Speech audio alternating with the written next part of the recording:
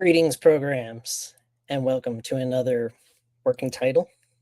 Haven't figured out the name of the show yet, but welcome all. Welcome to another Tuesday night with me, Cosmic Jeff. We are, if you haven't seen the thumbnail, we will be going over sci-fi toys of the present. I put some of the top selling toys this year in the thumbnail, so we'll be going over some of them and some of my favorites and some of the top picks of 2025 for sci-fi toys. Without further ado, I do have a guest to join me tonight. He popped in just before we went live, and let's welcome to the show. I understand. Terrence next toy. What don't you understand? Can you hear me? I can hear you. Hold on. Can you hear me? Yeah, I can hear you. Okay, sorry. I've been having some technical issues on this side. Better? Yep, I can still hear you. All right. Can you hear me? Yeah, I came in twice and I couldn't hear you, couldn't hear myself, and then you came in. I was hearing the beginning of your show while I was trying to talk to you now, so it was very confusing. But anyway, that's all worked out. So what's going on tonight? Hello, how's it going? Welcome. Just trying to wrap up the year. It's my one day off this week. I've decided to spend it with you. Thank you. But so no, just wrapping up the year. I'll be working all night tomorrow night with New Year's Eve, but it's just trying to. I was trying to do some organization. It looks more like a mess now at the moment, but I was trying to reorganize my display a little bit. So, cool. Working on that earlier today. So. But no, things are good. I mean, it was a good holiday and just winding up the year, playing the year ahead. Lots of things going on in 2026. So just trying to get everything in a row, you know. Awesome. Well, we'll jump into some of that later on in the show. Sure. Let's go to the chat. First one in is Kirby with the nice plan emoji. Welcome. We got Twizzler19. How's it going? V-Dog, what's up, man? What's up, Charlie? We got William. Hey. Justin Marshall. Welcome, guys. We've got Tiny McCoy and Kevin McCoy. Both McCoys are here. I see Dave Working. Welcome. Liz Premiano Evans. I know her. She's my wife. Quesque Chavaria. What's up, G? Welcome to the last show of 2025. We only did 3 shows in 2025, but it's the last show of 2025. That looks like P. Boyle, Patrick Boyle. What's up? And more Freaks figures. And yes, it's CJ and TSJ and on working title. Still don't know the title of the show. So welcome all. Thank you for joining and jumping in with me and Terrence tonight on the show. And enjoy. Welcome. So yeah, to begin with, I don't have the thumbnail on me, but it had some top selling toys of the year. I did a quick search, and Star Wars Black Series is still top of the charts for sci-fi toys this year. With they did the Revenge of the Sith duel. I think it was Comic-Con exclusive, and then it went to Hasbro Pulse. I can do a quick search for that. Series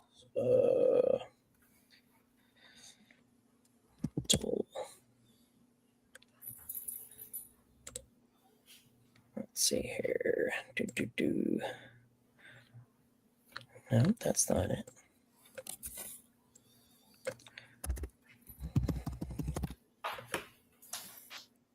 There we go. That won't work.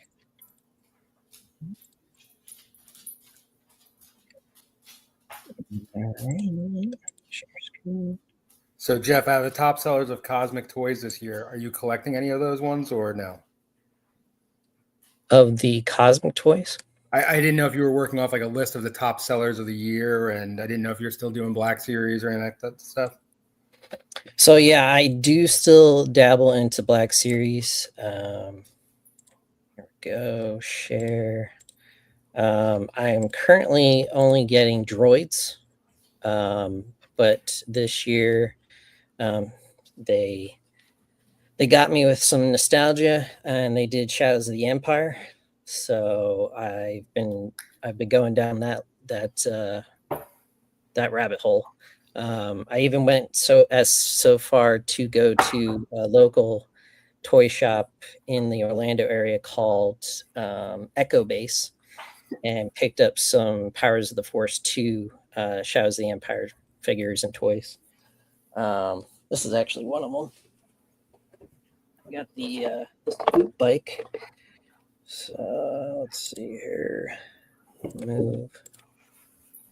No. Come on. There we go.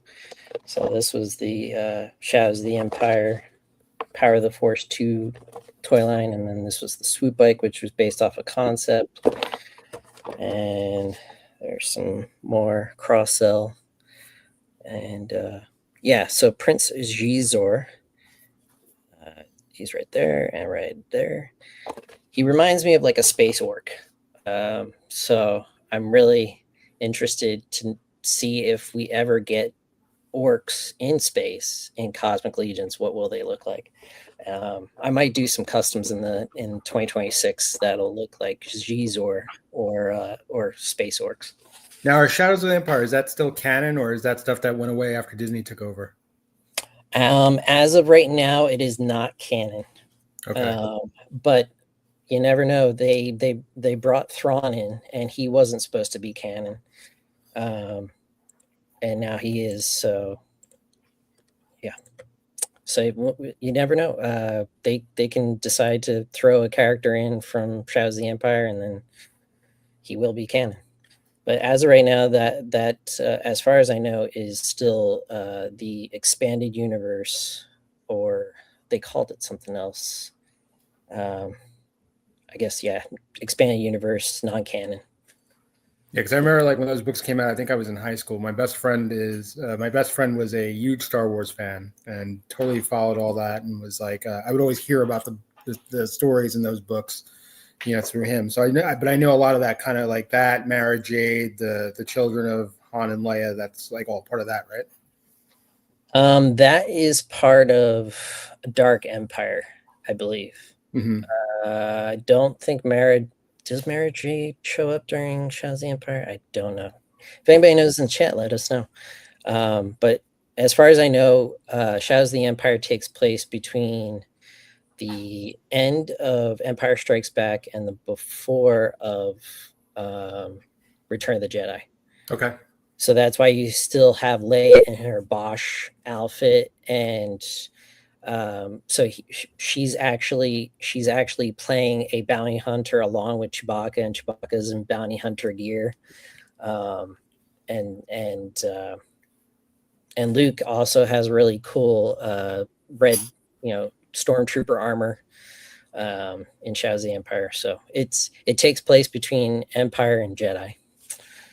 But the characters, I don't know if Xizor lives past that storyline or not. I'm kind of rusty on the story itself, but who knows if he'll show up or any other characters from that timeline. So getting back to the top toys of 2025, sci-fi toys of 2025. This was a big seller.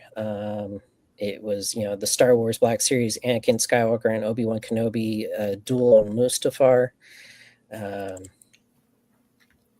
It was, basically a re-sculpting of Obi-Wan and Anakin. They did this awesome platforms and lava effects. And these are actually like swishblade effects, so you can change the different swishblades. This was the packaging that they came in, very very premier prime. There's the outer sleeve. Yeah, so that was the top Star Wars toy for 2025. The next thing that I found was there is a company called Primal. Is it Primal Attack? Primal Attack. Primal Attack.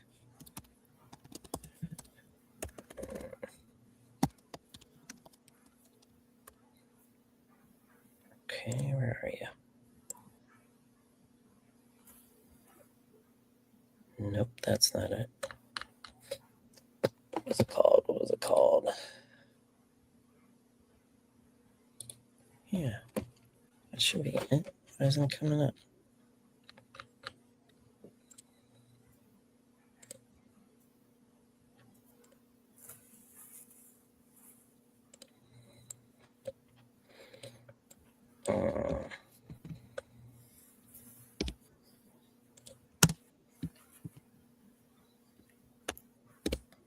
Just saying hey to Jen, who just joined the chat. Hey, Jim. Welcome. Okay,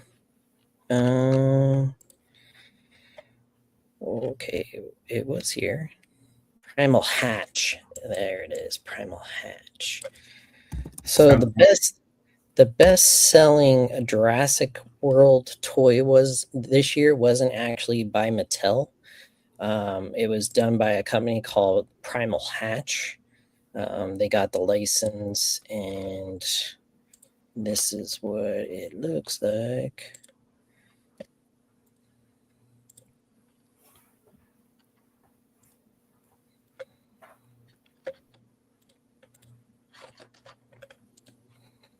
So this was Jurassic World Interactive Toy Dinosaur and Egg Hatch and Train Your Own Baby Dino.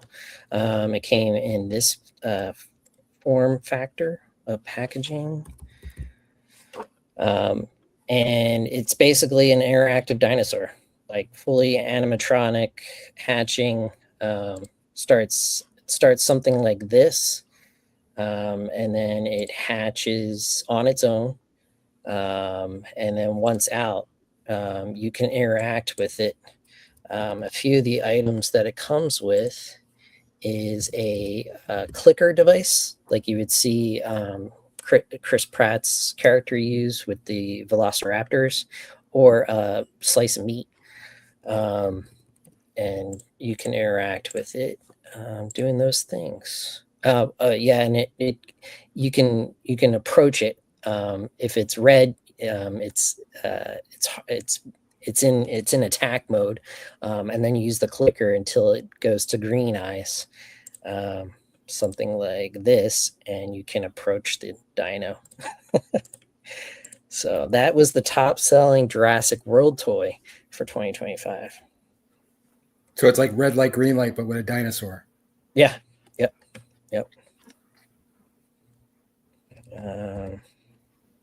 That was that one. The next one I found was where are you?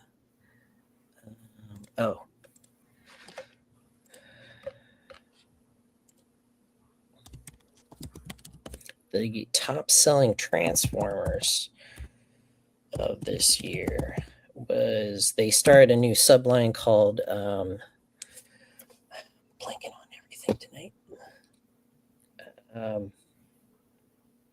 You mean Blockies aren't the number one selling Transformer toy? Is not. It is not. That is very niche toy in the realm of Transformers. Main Transformers from Hasbro is still top. They had a subline called something Primes. I'm blanking on it. I am not prepared tonight. Um, You can blame it on me though, why? Why would I because I'm blame you? here. Okay, yeah, I'm blaming it on you. There you go. Age of the Primes. Age of the Primes. So Age of the Primes was the new subline. In years past, we had Siege, we had other different ones, Legacy. Um, but yeah, this was Age. It's Transformers Age of the Primes logo. And the whole idea was we were going to get 13 primes throughout the year. I was gonna dabble and start getting all 13 primes this year, but the as it went along, each prime got more and more expensive.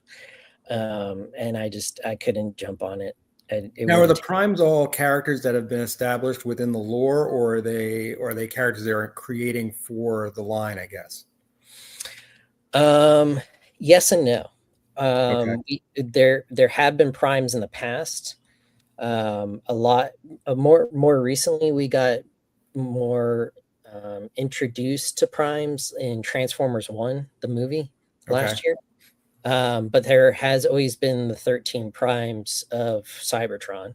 Okay. Whether or not these are all the original or they're creating them as we go along, that is um, to be determined, I would say. So is that Uh, one really big one in the back, or is that just like two different larger characters? Or Nope, that is one large one. So okay. 1, 2, 3, 4, 5, 6, 7, 8, 9, 10, 11, 12, 13. All 13 there. Sorry, I was playing Operation and lost. My phone and just wel- buzzed very and loudly. Apparently. welcome to the show. I've got Omar Munez tonight. Welcome, What's brother. up, Omar? What's up, guys? What's going on, brother? Can you hear me? Yeah. Yeah, you sound Welcome good. to the show. Awesome, cool. I just got a new mic because my wife said I sounded muffled the last time I was on camera, so she bought me one for Christmas. So I was just testing it for the first time to make sure it works. Nice. Welcome. Thanks, guys. Thanks for the invite, man. Definitely. I just, I'll throw it out there. Whoever wants to jump in, jump in. But you have to be from Florida to be on here, apparently. Yeah, it's the Florida crew, right? The Florida crew. Yeah. Because we're still up at this time of night. Yeah. Yep. So yeah, back to Transformers: Age of the Primes. That was the new subline this year, and the top selling toy, I would say, from that line was Superion.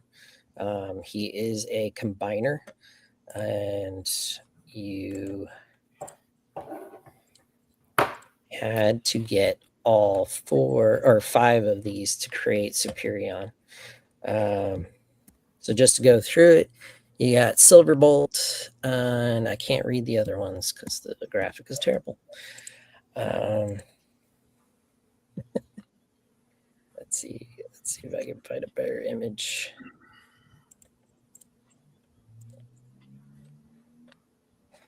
Was Cosmic Legions not the top seller of 2025? Not in the mainstream of sci-fi toys, but in my book, Cosmic Legions was the best-selling toy. It's a good answer.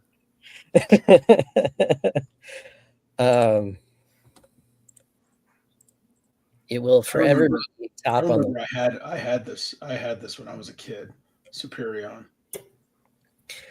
Okay, so we've got Air Raid, we've got Slingshot, we've got Silverbolt, Fireflight, and Skydive, and they're all different flyers or cone heads or where the other were names for the jets. I don't know, but yeah, it's basically a combination of all 5 to create something that looks like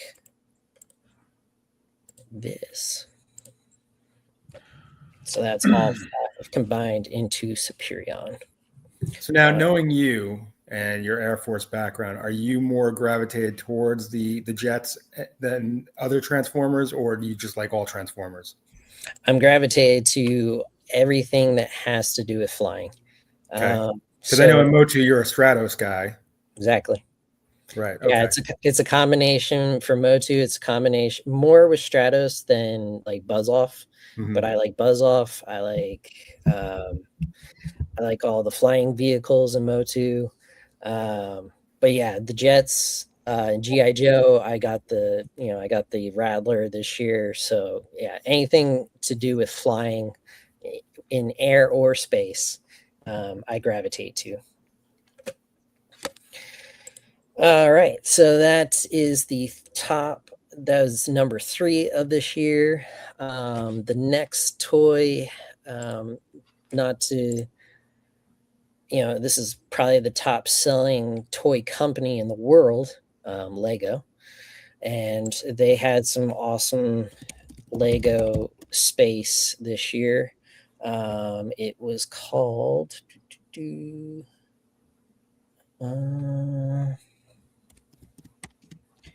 It's called Modular Shuttle.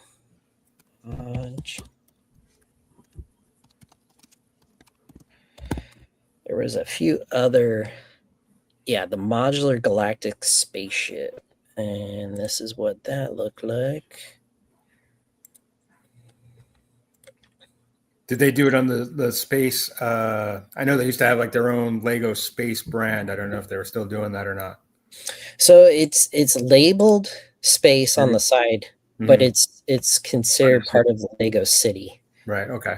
I still call it Lego Space because it's what I grew up. They didn't combine it to Lego City until like the 2000s, 20 teens. And did they change the look of it looks like the astronauts now don't look the same way they used to, like Benny.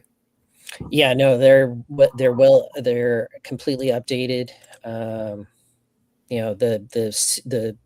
Tampo suit printing is completely different. The helmets are a little bit different. So yeah, there's the crew there. Let me see if I can. No, can't zoom in. But yeah, the helmets are different, are updated to compared to the old Lego space, and yeah. And we've got aliens now because with Lego Dreams, they came up with this new body type, and so they changed the Tampo and stuff like that on the face and body. And Bob's your uncle, you got a new alien. But yeah, this is a completely modular shuttle, galactic shuttle that you can change and format the way you want it to. It can be just the ship, or it could be a whole space station. But yeah, that was one of the top selling Lego space or Lego City space toys this year. They also had a Death Star come out this year.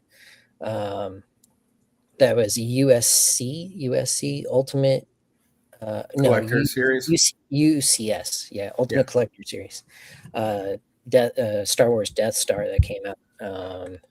Now the Death Star, I remember seeing that you had to buy the Death Star, and then to get the TIE Fighter, you had to pay separately. Or it was the ship that went on the bottom, and if you didn't get that, then that whole area right there was empty. So a lot of people were complaining about that. With the shuttle. Yeah, like they have a TIE Fighter that you have to buy separately that'll fit into that port, into the hangar.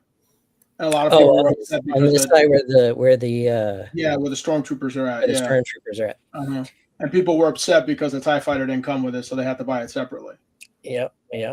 See, all this stuff is rough for me. I used to be a huge Lego collector, like a major Lego collector. Too. And so like now it's funny when we go to stores every once in a while when there's something really cool, because like the last couple of years they've had some really awesome Lego sets that I feel like I'm almost like a recovering alcoholic that I can't go near the Lego section because I can't dabble in. Well, I don't dabble in most things. Almost anything I go in all in. You know what I mean? So. But when I sold off I had a garage that we never parked a car in. All it was Lego. And I sold off my entire Lego collection to a shop up in Atlanta called the Atlanta Brick Company. I had to make 3 separate trips with SUVs to take my entire collection up there in Tupperwares, and a lot of them were still sealed in boxes. But the last couple of years, it's been tough. Like they had an awesome Dungeons and Dragons set they came out with a couple of years ago, and the X Mansion, and all these different things. And I'm like, I can't tell if I got out too early or if I got out just in time so I could actually embark on my Legions collection, because I don't think I could do both at the same time. But no, it's too expensive to do both. And on top of that, like with you, Terrence, the same. I used to collect the space and I used to collect the medieval with Legos when I was a kid. And I collected those to probably about 14 or 15. Then after that, I stopped. And I don't go down the Lego aisle. I ignore it. I ignore it. Go ahead. Sorry. No, I am still collecting Lego.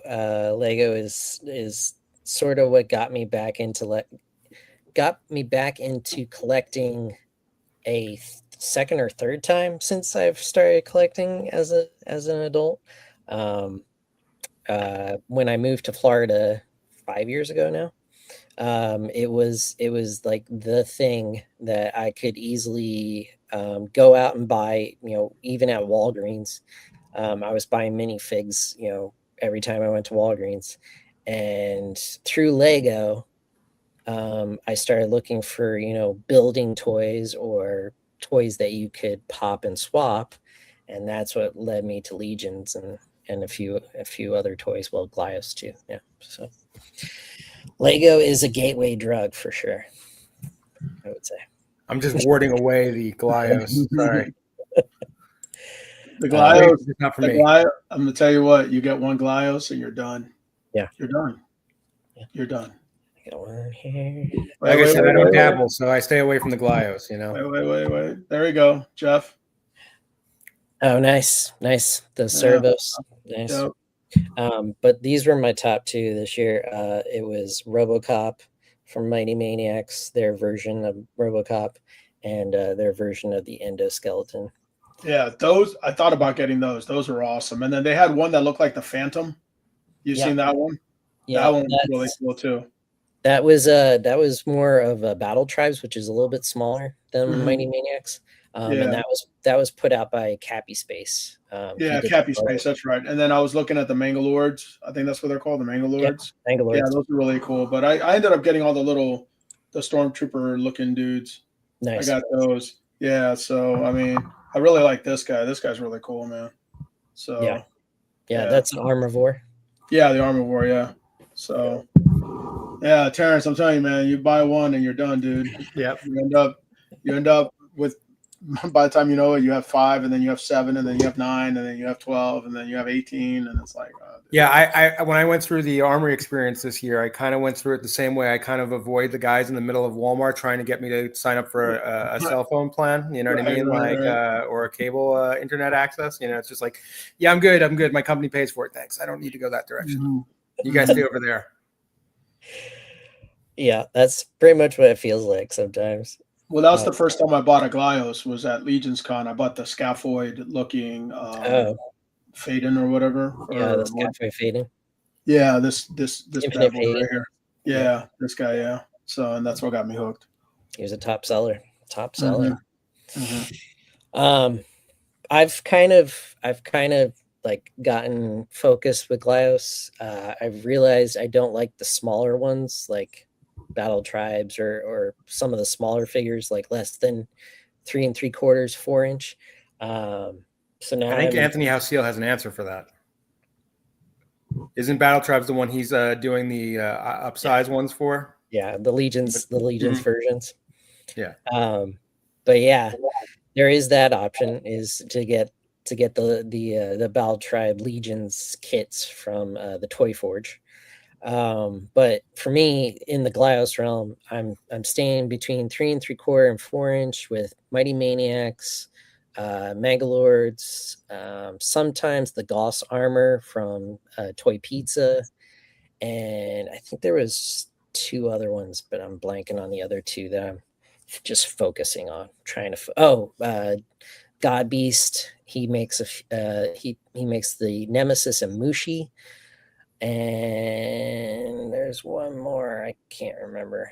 It's probably Cappy Space. God Beast is the one that makes like the bug looking guys, right? Yeah. Yeah. Marty's into anime and manga and Japanese art. Yeah, because I got this guy Yep, right here. that's the Mushi. Mushi's awesome, man. He's one of my favorites. Which he based Mushi is actually a name for the rhino beetle in Japan. Yep. So Nice. that's why it looks like the rhino beetle. Nice. Next on the thumbnail, so we did Hasbro Black Series, Primal Hatch, Jurassic World, Transformers, Lego. So Black Series is still in the top 5, huh? Yep. Interesting. Yep. Interesting. They said that drop-off. vintage collection is up there, but it's not as up there as Black Series. Okay. The next one I believe is Joy Toy. Warhammer. Joy Toy Warhammer. It pretty much took the toy sci-fi toy realm by storm this year. Have you guys gone down the rabbit hole in Warhammer yet? Yeah. Neither have I.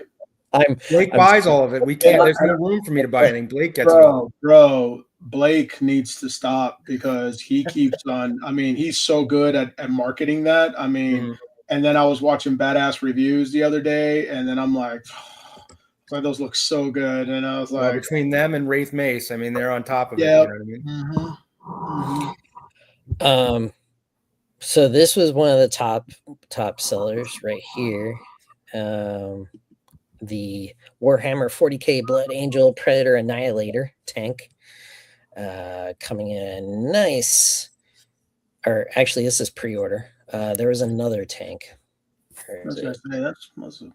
What size figures go in that tank, though? Are those like 3 3/4, or like are those like? So those aren't 1/12 scale. Yeah, Warhammer is in a 1/18 scale. Okay. It's not really 3 3/4. It's not really 4-inch. It varies depending on the figure, but they say that it's 1/18 scale. Depending on the size of the armor, depending on the size of the character, like these Primarchs. Oh, great! My mouse just crapped out. Dead mouse. All right, back to it.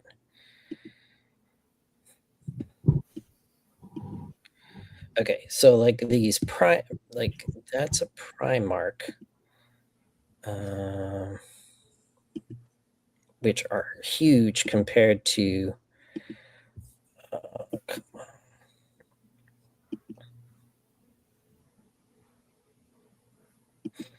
Which are a lot bigger than the Space Marines. They're the leaders. So if you think of tabletop gaming, which is what this was originally, it was a tabletop game. You have your leader, which is usually in the back of all your troops, and that's the Primarchs.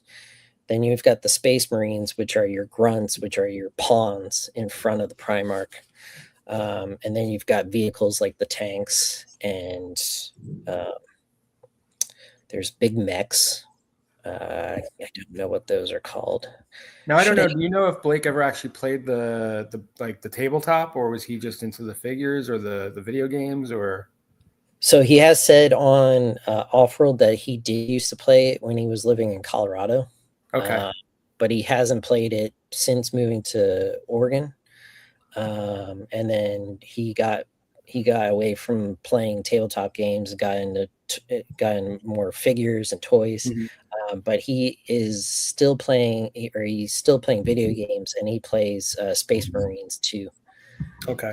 Yeah, I never played 40K, but when I lived in San Diego in the early 2000s, I was very much into Hero Clicks, and like other tables in the shop would have people playing 40K, and they'd always be pulling out the line of sight tools and stuff like that. And, but I never got into the game, but I used to, watch them setting up HeroClix also had a different version of Warhammer, probably not nearly as in depth, called Mech Warrior, if I remember correctly. Okay, yeah, I think I've heard of Mech Warrior. Well, I've heard of Mech Warrior in the video game realm. Mhm. They used to have like Mech Warrior was a simulator game. They get into like a whole pod and everything. But yeah, Mech Warrior is up there with Warhammer 40K. So this is one of those mechs that I was talking about. It's probably like in the 9 to 10 inch range. If you look down here, there's a 1/18th scale figure that goes inside, and those are called paladins. Are they called the paladins? Imperial Knights House. Now the mech is about 10 inches. Yeah, I believe. Let me double check. Pilot figure is 4.3 inches.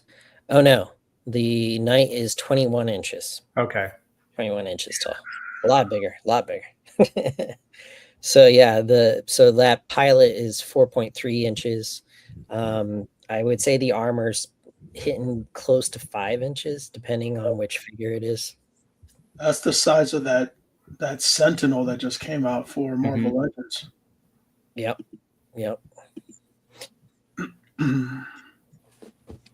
Oh wait, Jeff has one. What do you mean this one? Oh, that's the one. Yeah. I ordered 2 and I canceled them because I was like, I don't have any room for those. Yeah, But, I've always wanted this as a kid. Yeah. Toy Biz had one, but I never got it. And then I was gifted one that didn't have any stickers and was missing stuff. And then when they showed that off, I was like, "That's mine. That's the toy I've always wanted as a kid." Yeah, that's awesome. Yeah, everyone is raving about that Sentinel. It looks really good. And I was hoping. Well, I haven't heard anything, but I was hoping that they learned what they did with the knees on the HasLab version, because those knees were not the best at that time. Yeah, that's what I heard. I heard that they weren't great. I do have the Galactus HasLab because that's my guy, and best figure that they made in HasLab was Galactus. I also have Giant Man, but I didn't get the 2 Sentinels. Yeah, I think out of the 3 tall Marvel or big Marvel Legends HasLabs, the only one that I haven't heard problems with is Galactus. I heard problems with the Sentinel, and I heard problems with Giant Man. Yeah. Giant Man is cool because the articulation on him, you can pose him in so many different ways. Right. But he does loosen up. Like after a while, when you're playing around with him, he does loosen up. Yeah. And were you a part of that like weird face plate situation with Giant Man where they set the wrong face plate? Yeah. Did you get both face plates, Terrence? I did. I got the 2 face. I backed the HasLab. I ended up selling it though. I didn't end up holding on to it. But I remember in the process of selling it, I wanted to make sure the person saw all the pictures of, like the only reason I ever opened the box was just to take photos of the face, just so the person would have peace of mind. Because I had heard that they had sent out like replacements to be. I never got one, but I didn't really feel like mine was really, I didn't notice anything really, outrageously bad about it. So. And I sold it for more than I bought it for, so that was good. Nice. I just, it was funny. I think I got roped into the Giant Man simply because the photos look so good with him, like, that they put out with that. It's one of those situations where I think the marketing they did for it was like I wanted to have like an original lineup Avengers. I still don't really have a great Hulk that I like so far. So I mean that's but I generally have been trying to have a very 1980s-esque, Marvel lineup, with a few exceptions, because there's a couple characters like outside the 80s who I'd want to have represented, but yeah. Yeah, same. I mean, that when I saw Giant Man, I was like, I've got to complete my Avengers.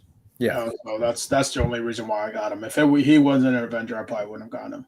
Right. going back to Warhammer real quick. So the top selling Warhammer toy this year was called the Adeptus Custodes Blade Champion, and this is what he looked like. So this was that figure.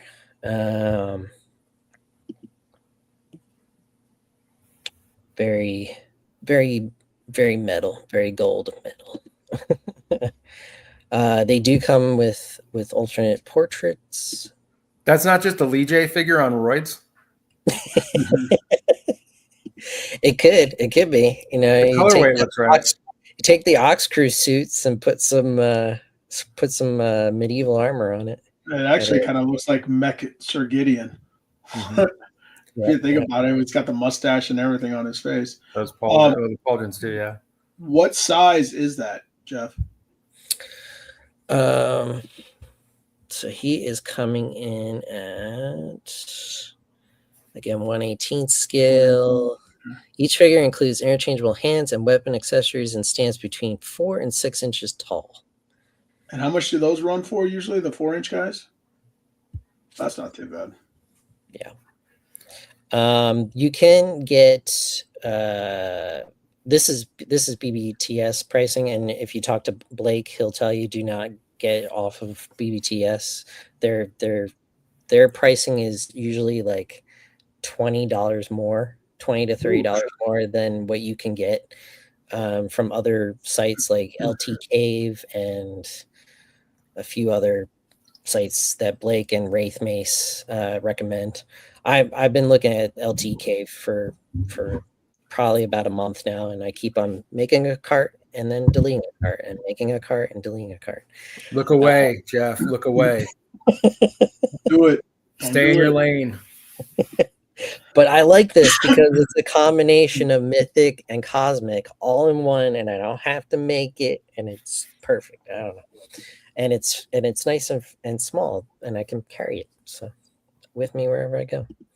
But yeah, the capes are plastic, soft plastic, but Max Bird, was it Max Bird? Yeah, Max Bird has come out with soft good replacement capes now for a lot of Warhammer, and then that's his loadout.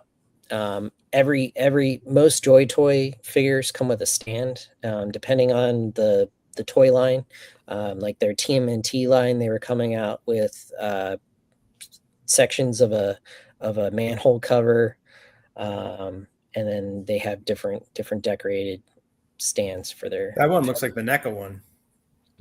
Almost does, but it's a lot smaller. Yeah, almost does. So that was the top selling Warhammer that I could find this year. Okay, so we got 1, 2, 3, 4, 5. Oh, and for funsies, I threw it on the thumbnail. The Monster by Pop Mart toy line, or better known as Labubu, was another top selling Sci-Fi toy this year. You wouldn't think it was Sci-Fi, but it is. It is. I gotta see this. Did you get one, Terrence? Did you get a Labubu? Another thing I've avoided. I feel like the next time I see Kevin Hamilton's, I'll probably end up with one. But no, I haven't gone down that rabbit hole. He still has a pretty big collection of them. I saw it on his Instagram. Yeah, he's in. I don't know if he's into it or he just has access to a lot of it. I know he sells it in his store, I think, and I think he was even saying that the girl. I guess he's got like a nail salon or something next to his store, and the girls come in to buy Labubus from him. I think. I think I'm representing that correctly, but yeah, I see them. I don't know what's real and what's not, and I luckily don't have anybody in my life that's like I have to have one of those. So. Because I'm typically, as well as being the community shopper, I feel like the people in my life, I've always been the person who can go find the things that nobody else can find.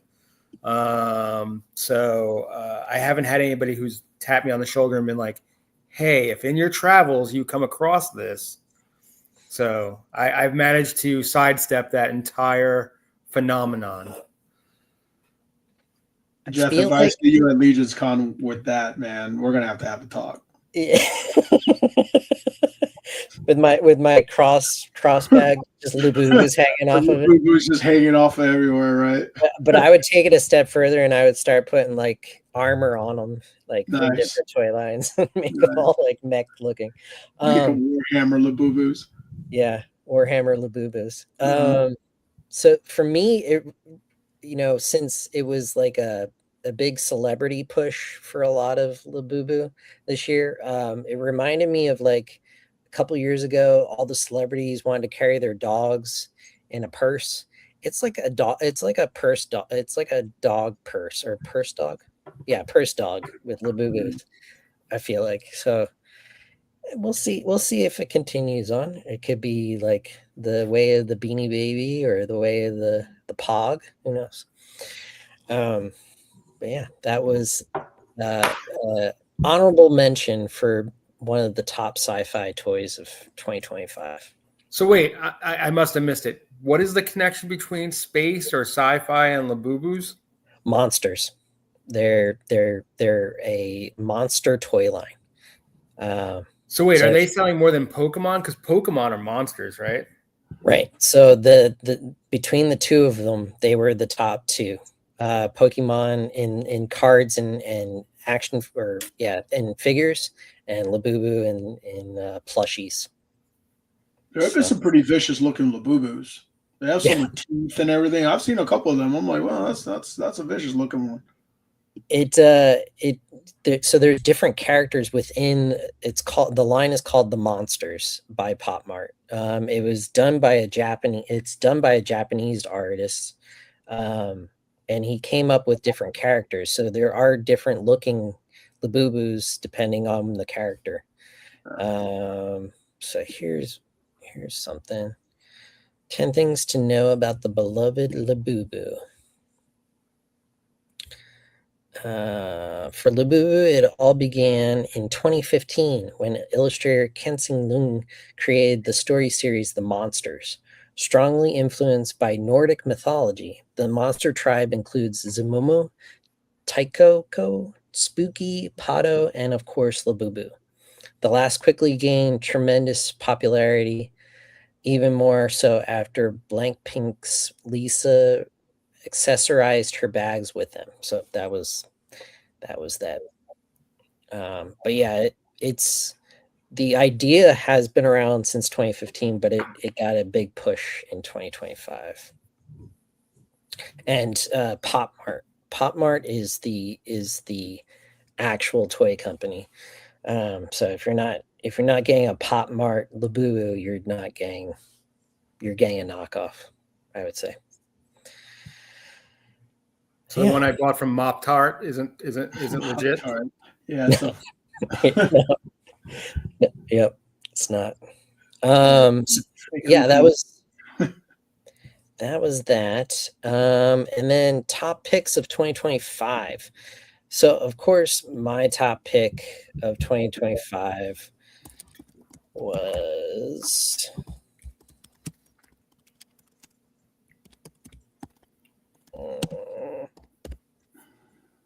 give me pictures.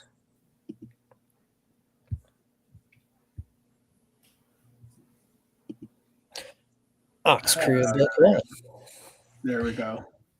Number one on my list was to get Ox Crew Book 1 this year. I cannot complain about anything in this wave, except for I need more money to buy more suits, more Ox Crew suits. I saw a guy who had 6 suits on the Cosmic Cabal today. Curtis showed me, and he was selling them all for $200. Whoever got that, Jason. Yeah, I saw that. Yeah, whoever got that. I had seen that, but I have a question. So, but like, it looked like that wasn't necessarily like a complete like. No, there were pieces missing. Yeah, and then there were other pieces I didn't know if they were custom. Like, does because I haven't even opened all of mine yet. Does Velok really come with like a skull? Oh, because I think the picture had a skull helmet with a skull in it. Yeah, no, that was a custom. Head on one of them. I was like, I didn't think we went the way of Necronominus, where we suddenly had like dead space people yet. I mean, we have Waltor. I mean, but like, yeah. I just looked at the picture really quick and I was like, I haven't even opened all my cosmics yet. I'm kind of But behind on opening everything. the cool thing is, because the Horsemen are going towards faceplates now, the Necronominus and All Stars 5 skull faceplates work in Velok, and I think Valeria, and in their space helmets. They were putting the Elijah faceplate, the skull that comes with him, on that helmet for Belloc. Yeah. That's a great figure, man. I mean, all of them are fantastic. And then you got your Cobra Commander. Cobra Commander, yeah. Commander in Cosmic Legions. But yeah, this was my top 25 top wants or got in 2025 for Sci-Fi toys. So I didn't pre-order this, and when everyone started getting it in hand, I was like, let me try to get a couple. And when I got Orvar, Ularia, and Velok, I got all three at the same time. I was like, yeah, I gotta have them all. So I bought the whole set. Plus, I bought a couple Kern Rays, and you gotta have at least 2 Kern Rays. Yeah, for her different looks. Yeah. You've got the helmeted, Mm-hmm. and then her unhelmeted without the jacket, the coat, long coat.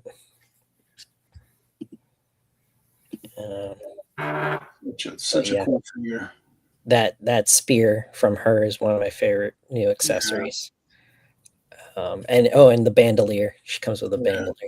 I gave her guns because she had the bandolier. It looked like there's bullets on it, so I gave her a couple pistols with when I posed her without the Star Wars probe droid helmet. Yeah.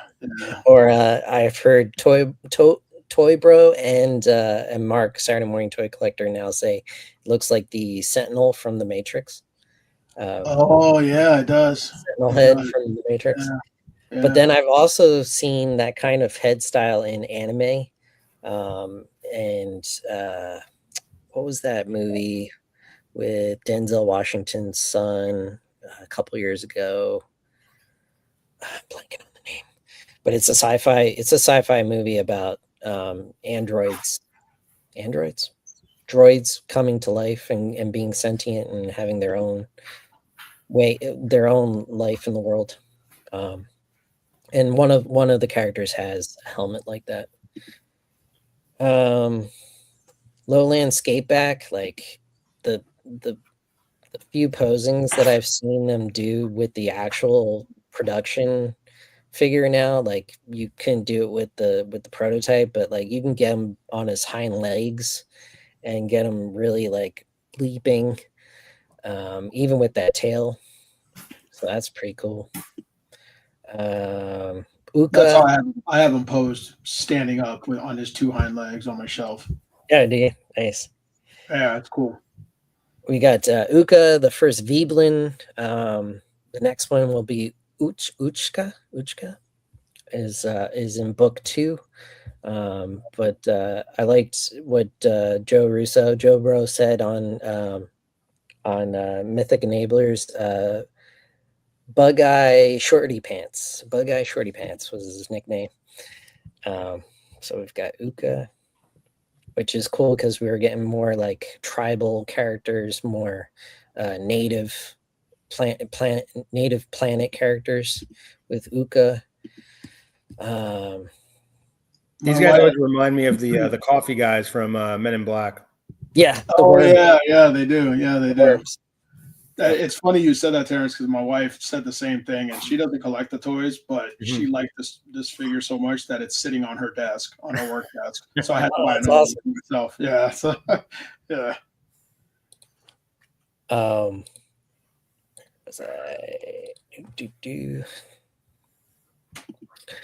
And then moving on to the Thraxian Scout, which we got even more natives of Thraxon, which is where the Ox crew has crashed, using that newer abdomen cut reptilian body.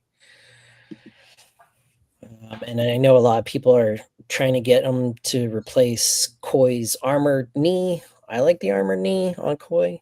But I have no issues with the armor knee either. I'm just like whatever. I didn't even notice it until people started talking about it, and then I'm like, oh, and I'm like, whatever. yeah. I'll keep it as is. But Siren Opal scale, when she comes out with the legs, she'll fit right in with these guys. Oh yeah, I have no doubt that's where they're going with like a female Thraxian eventually, because her whole torso down to her legs look like, and if you change her head to the helmeted one, it looks like a Thraxian hunter.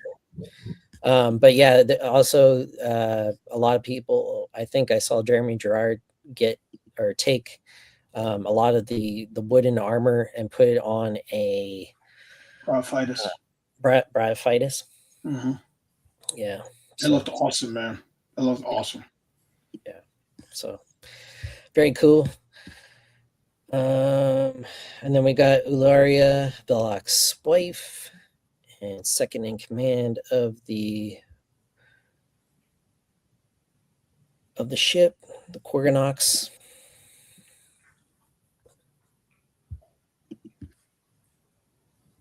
And she comes with an awesome, saw blade that we're also going to be getting with the zombie, the male zombie, the worker zombie.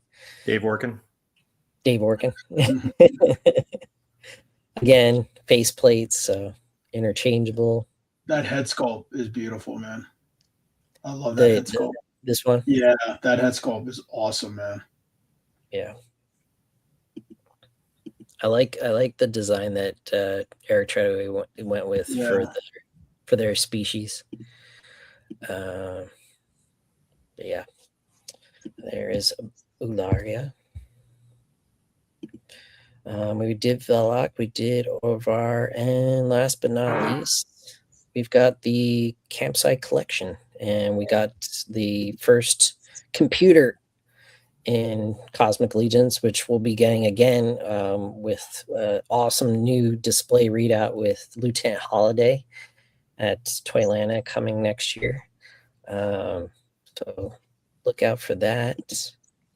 Jeff, you doing Toylanta this year or no? I'd like to, but right now my focus is CarverCon.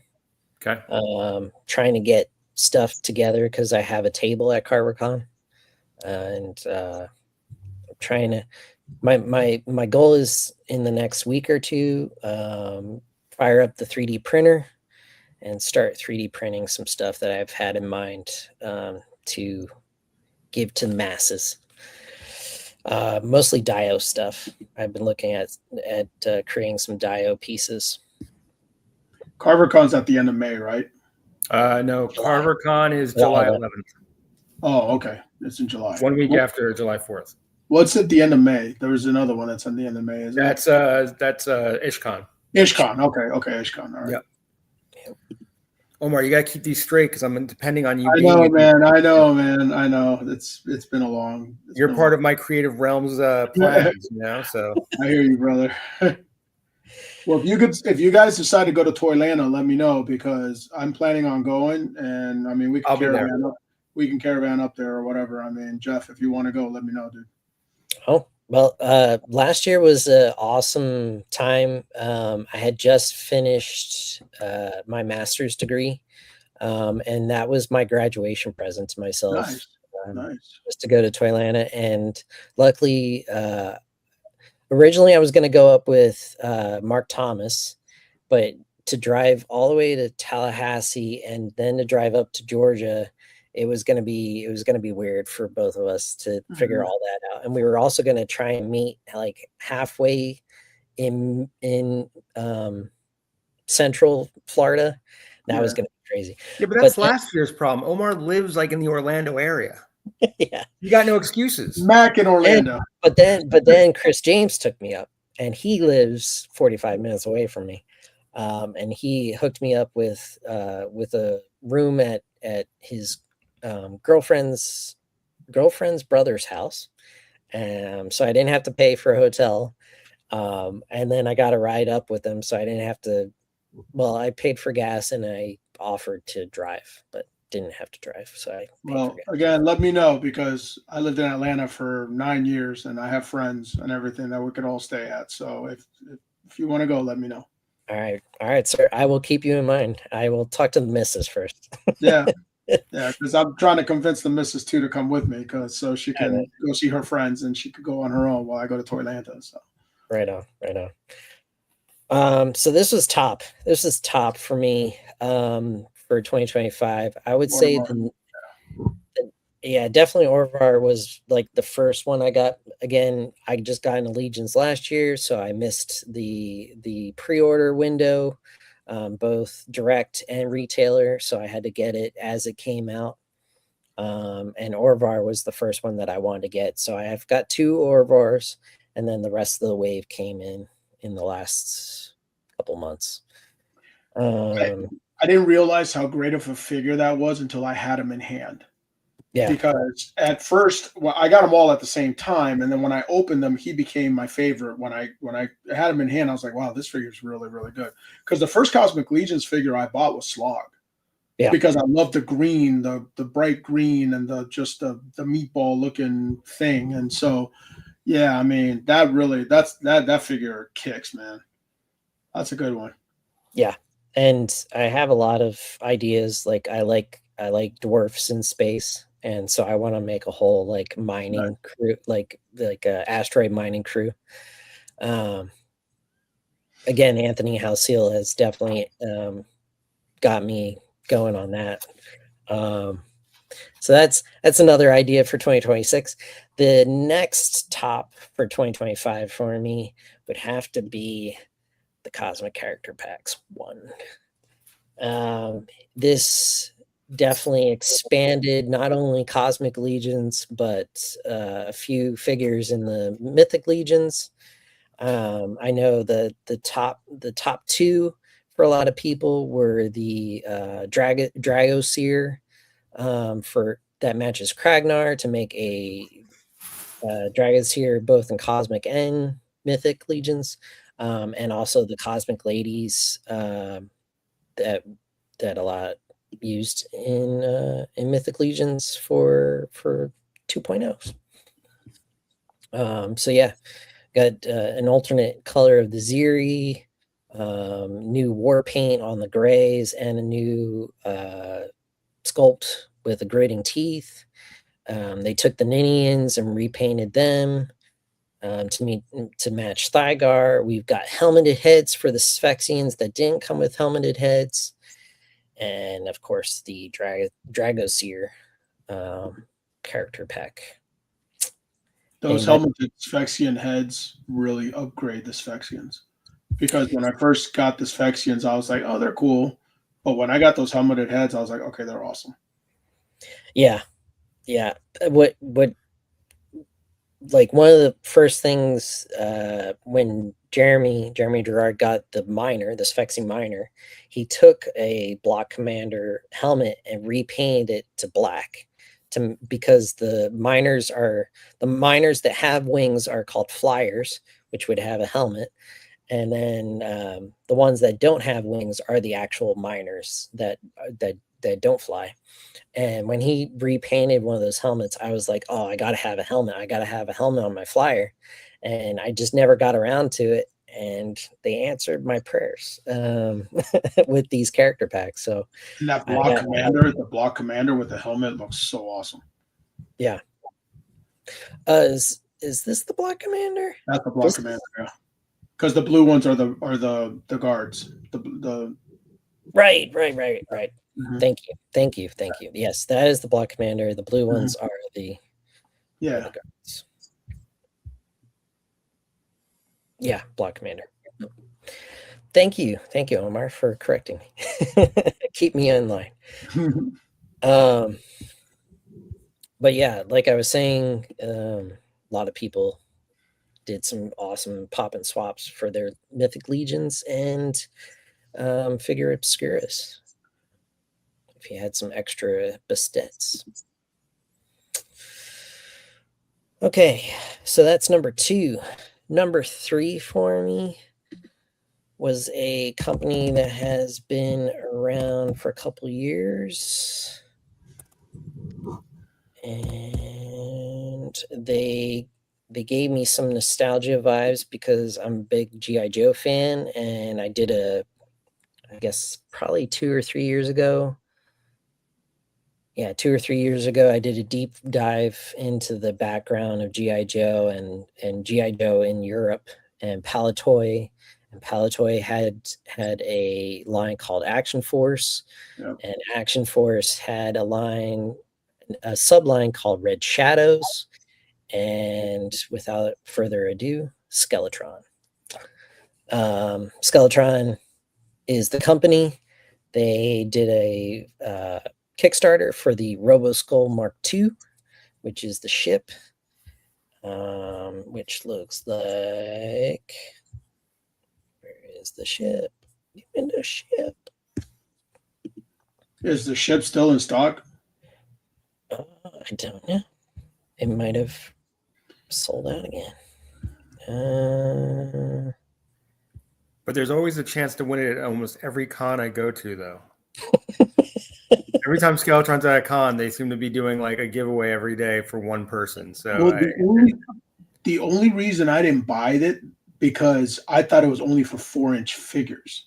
So I was like, well, I'm not going to buy the 4-inch figures. So I'm not a 4-inch figure collector. So I was like, I'm not going to get it. And then when Mark did his thing on his review just the other day, and he showed that you could put 6-inch figures in it, and I'm kicking myself in the butt. And I'm like, come on, man, really?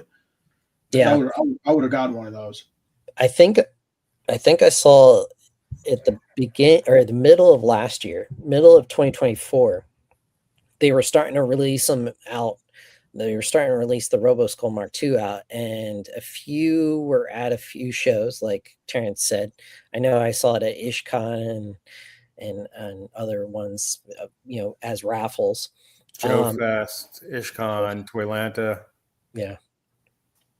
And they kept on taking the dual cockpit, the dual seat out, and putting this one seater in, but they didn't have any 6-inch figures out for Skeletron for their toy line. So they kept on taking a Tusk Engineer, a 2.0 Cosmic Legions, and putting it in the seat, and that sold it for me. Like, I knew immediately I needed this for my Cosmic Legions toy line.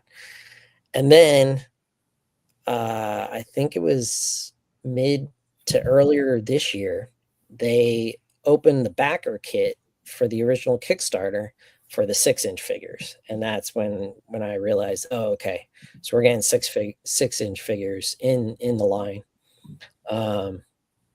And I jumped on the 6-inch figures right away.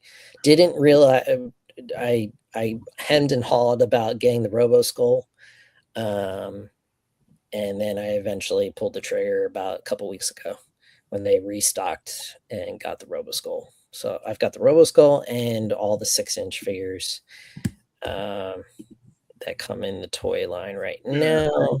I did order one each of the 6-inch figures. I love that jungle wolf trooper. That's my favorite so far. Yeah. So yeah, you got the nice camo. Yeah, man, that's awesome. The cool thing about these action figures is they didn't just make an alternate head unhelmeted and helmeted. They made the helmets work on top of the head sculpts. So you can take the helmet off and still have how it should be. Yeah. Yeah. And like Mark showed in his review, the helmets are supposed to look a little bit bigger than the. But now let me get an opinion from you both. So you guys like it when the helmets come on and off? Yes, I do. Absolutely. I always worry about the paint rub. I thought so too, but ever since I played with it, because the way they did it inside the helmet, it's slick, like it's a slick, soft plastic rubber. And I kept on taking it off for a good 10 minutes, and I kept on looking at the nose, because back in the day when you had Kenner Star Wars, you had the nose paint taken off, and I haven't seen any issue whatsoever. I think the way they got around it is that it's masked. The way it's masked, it and the way that it's shaped, the helmet doesn't rub right there. So, if anything, it's gonna rub in the chin area and the top of the head. But in the main face area, the way they sculpted the head and sculpted the inside of the helmet, it doesn't rub. That's an awesome figure, man. But yeah, that's the Yeah, Wolf Trooper. And that's then so cool. their I would say their Legion builder or their army builder is the Wolf Trooper. It's like the most versatile body that they've. Oh no, this is 4-inch. Come back here. Come on. No, stop. Go up. There it is. So are you going to keep these with your Crimson Moon figures coming from Big Bad? Oh yeah. Oh yeah. Like I'm gonna have a modern day action force by the end, but a modern day original action force. Modern day original action force. Not to say the modern action force isn't terrible, but I've always liked the designs that they had in the original action force toy line. I have the modern day action force. I love it. But Yeah. I mean, these are cool, man. These, and I knew about the lore and everything from before, and the Crimson Shadow and all that too. So it's pretty cool. I love it. So this completely escaped He Who Shall Not Be Named.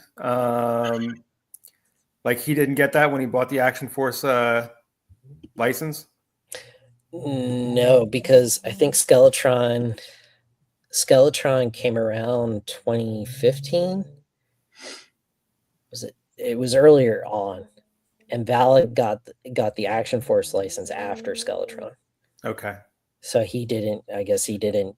I just remember you saying it was a subline, so I didn't know if it like was umbrellaed in, kind of like or grandfathered in with the bigger Action Force like name. Yeah, you would think, but it's not, and that's why his one of his sublines is called the Crimson Shadows, because it's a mix between Red Shadows and well, Fresh Monkey Fiction Big Bad Workshop has got the Crimson Moon, and then you've got his he was able to get the name of Steel Brigade, and GI Joe Classifieds has to call it Steel Corps. Steel Corps. Yeah, so they can't use he took the Steel Brigade like that, man. I mean that shame on Hasbro for not keeping that. Mm-hmm. Yeah. This is probably one of my favorite chromed out figures this year. It's the Geyer Wolf. Now his head is the other alternate head. That one's really cool. That guy, he's a developer or something, isn't he? Or no, so this is it's a guy in the Joe community. He passed away. Oh, okay. So it's like a tribute to him. Gotcha. Yeah, that's the tribute for Geyer in the Joe community. Oh, I can't remember his name. Gary Goggles. There it is. Gary Goggles. I've heard that before. Okay. Yeah. No, the one you're talking about is part of the character accessory kit, which is this head sculpt. Yeah, that's another tribute head sculpt. That's a cool head sculpt. Look at this dude. And that is their Red Weasel, which is combining Joe's Weasel with Wild their Weasel. Yeah, Wild with that one. Yeah. And then this final one. So you've got Blood Wolf up here, you've got Red Weasel over here, and then this is a Robonaut. The Robonaut is a standard helmet, and so it doesn't have it's the size of these head portraits, so you can take the Red Weasel helmet and put it on top of it. But the only way to get a Robonaut in the 4-inch line right now is if you get the Robo Knight Heavy metal armor. So that's the Robonaut 4-inch. Hi, Steph. Steph had a question for you, I think.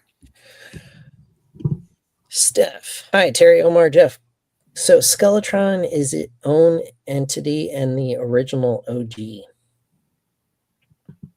So Skeletron is its own entity and the original OG. So Palitoy back in the 80s had actually prior to getting the G.I. Joe molds, they had the Kenner Star Wars molds. And Palitoy did all of the Kenner Star Wars in Europe. Then as we moved into the 80s, they got the molds because originally Action Force was Action Man, and Action Man became Action Force in a die cast figures. And then they got the molds from Hasbro for G.I. Joe Real American Hero, and that became Palitoy's Action Force. Part of Palitoy's Action Force, they had 3 sublines. One was Space, which was Red Shadows, Skeletron. There was a sea, like deep sea explorer line, and then you've got your military line. I believe that's what I can remember. But yeah, Skeletron was created by Palitoy Action Force back in the early 80s. But yeah, this is the Robonaut 4-inch kit that you would then get with this accessory set, and you'd have to get, or you can combine it or change it out with the 4-inch Blood Wolf that comes with the Robo Skull. So is that accessory kit for only 4-inch, or is that for 6-inch too? That accessory kit is for the Robo Skull. It's a mask to go right. That mask, yeah. I'm talking about the one with the different heads that had like the bald guy and the other dude winking, or with the eyebrow art. The what do they call it? The Red Shadows pilot character kit is for the 6-inch. 6-inch. Okay, cool. So what I had to do was I had to buy. Where did it go? Where'd it go? Oh no, I went back too far. I had to buy 4 of these guys, 4 of the Red Shadow Wolf Troopers. One to keep it as a Wolf Trooper, one to make it a Red Weasel, another one to make it a Blood Wolf, and then the 4th one is the Robonaut. So yeah. Nice. It's a great way to reuse the buck, I would say. Oh yeah. That's awesome. And just with different colors and different formats, you get different characters. Right now they are in the pre-order phase for the Skeletron figure itself. And he's in 6-inch and 4-inch. And then this is the Total Robo Skull Deluxe hardcover book, which is their story, getting from Palitoy to the license to Skeletron as a company and producing the Robo Skull Mark II. So it's like a history of the toy line as of right now. And those are on their backer kit for pre-order right now, and they're estimating shipping in March of next year. Nice. So that was number 3 in my top 2025 for sci-fi toys. The next one I would say is this. Let me see here. Oh, I want to show you the Robo Skull. Come on. Yeah, Skeletron. So that's what Skeletron looks like. He's already out in the 4-inch, but they've basically sold out of them. Or yeah, they basically sold out of them. Or the kit it's a kit. Where is it? Yeah, this is the 3 3/4 retro is still available, but the backer kit has the 4-inch. Number 4 on my 2025 top list was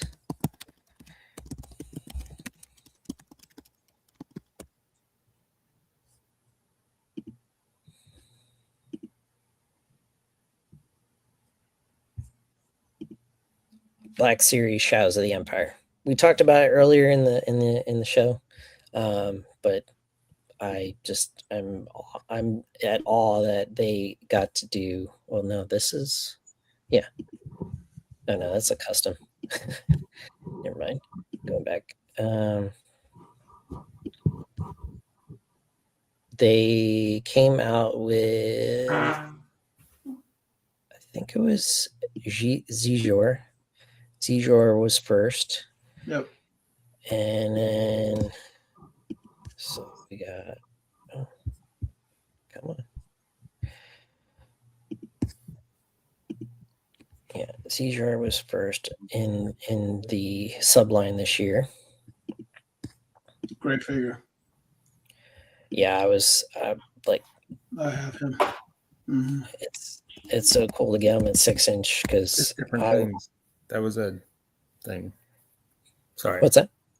Nothing. Junior was asking me a question off the side. I apologize. Oh, no problem. Like I was saying, this is what I think of when I think of orcs in space, and like a mystic or something.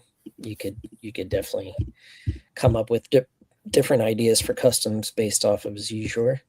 And then we got the 2-pack of Luke and Leia, and that is what this looked like. Where is it?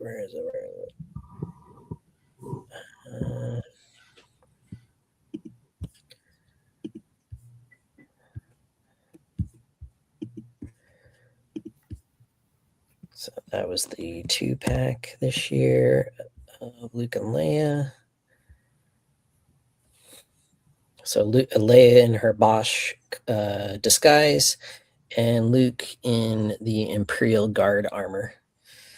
I haven't gotten them out of package yet, so I don't know how the helmets work on top of their head sculpts. They fit just like the Mandalorian helmets fit.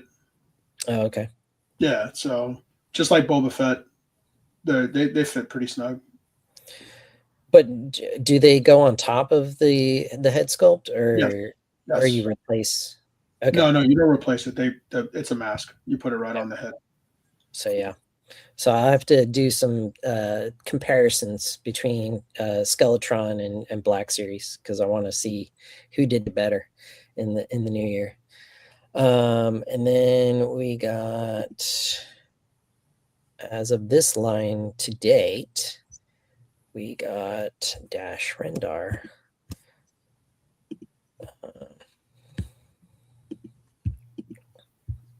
So that's what his figure looked like in the 6-inch for Black Series. And he is like the Han Solo at that time because Han was frozen in carbonite based on the timeline between Empire and Jedi. So he took the place of the rogue scoundrel at that part of the story. And yeah, that is Star Wars Black Series Shadows of the Empire subline for 2025. Star Wars low key came out with some pretty good figures this year in 2025. Did I not share that? I didn't share that. I was looking at it the whole time and didn't share it. So yeah, going back, there's Dash Rendar. Sorry, folks. I thought I was sharing the screen. So now I'm hoping we get the Chewie in his bounty hunter outfit, and I think there's one more character. No, We need to get an upgraded. We need to get an upgraded Mara Jade. yeah, Margie. Yeah, because I think the only one we have, she's in a 3-pack. Mm-hmm. So they need a single release of her for sure. Mm-hmm. I know we got a Grand Admiral Thrawn, but I'd like to see a Shadows of the Empire Grand Admiral Thrawn and not a Ahsoka Grand Admiral Thrawn. Right. Yeah, not a an actor likeness. Mm-hmm. And then so that's number 4 in my top. I would say top 5 of 2025. Last but not least, kind of lost track because I've been mostly doing Legions all the year. Haven't we all? Yeah. Did you get into Operation Monster Force at all, or no? I got all but one of Eraser, which is my favorite character, the Invisible Man. So I don't have the regular version. That's the only one I have is Lieutenant Griffin the Eraser. Yeah. But I have the Toylanta. What was it? Toylanta Purple. Toylanta Purple, the Joe Fest or Joe Lant, Joe Fest's gray one, and the Legion's Con complete white or complete transparent. I didn't own any when I was at Legion's Con, and now I wish I would have picked up that clear one because I was the only figure they had left when I walked by there. Everything else had already been sold out. Oh yeah. No, that was. So you're excited about the low temperature blue for ZoloCon? Yes. The what? Low temperature blue for ZoloCon. Oh, I didn't know anything about that. Yeah. No one does, but it's coming.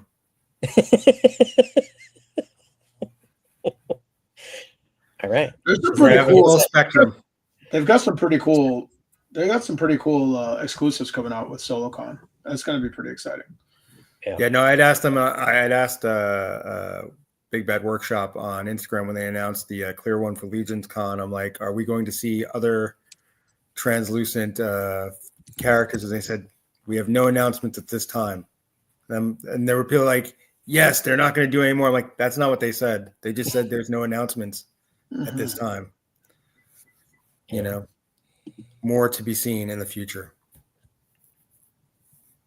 It seems like they always come out with a clear figure of something for like the cons. So something's going to come out. Like they had the red Dracula, and then they had the clear. They had the Forgotten King, and then, Forgotten King. Yes. Yeah. What other character would you think would work as a translucent figure? I mean, they could make some kind of ghost figure, or they could make. I mean, if they're going to be army guys, I imagine they can have ones that have technology that give them the ability to like almost do like a predator type thing, you know, where it's some kind of camouflage or whatnot. I mean, I don't think they tied those translucent figures into the story. Sure, like, that was the cool part. Yeah, I mean, I just think with a line that's about monsters. I mean, like. They've got those skeletons coming. I can see them doing skeletons in different, like, colorations and stuff like that. I mean, you could also do things where it's like color shifting as far as like for water, like, you know, those old things that used to have, like, you know, I mean, we've seen a million toys where when they go in the water, hot water, cold water, it changes the, you know, again, it's, I mean, I think gimmicks sell. I mean, even though I think for the majority of people who are probably buying them, they buy them, put them on their shelf and never look at them again.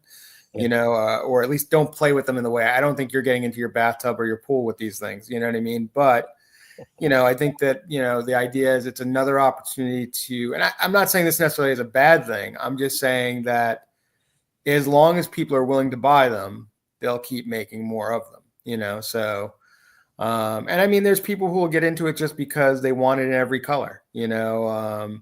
I mean, I think we saw this with the Graveyard Skeletons just recently. You know, I just think that I wasn't super excited about it, but at the same time, it's like now I know they're coming. It's like I need to have at least the purple one, you know.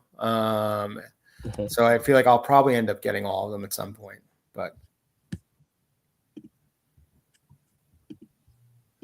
I could see them making a green one of the air raid walkers, just because they deal with like the chemicals and stuff like that with Dr. Caligari and stuff. So I could see them coming out with almost like a dire, like G.I. Joe Classified has Crystal Ball and he has the Ghost Vipers and stuff. I could see something like that. and we still haven't gotten a lagoon creature yet. So I mean, there could be a some kind of swamp like or lagoon like creature, even though So Schmerber showed me his Lieutenant Griffin, and when he showed me with you could take his glasses off and he had the clear head, I was sold. I was like, yeah, no, I got to get that figure, man. That was so cool. Yeah, I was.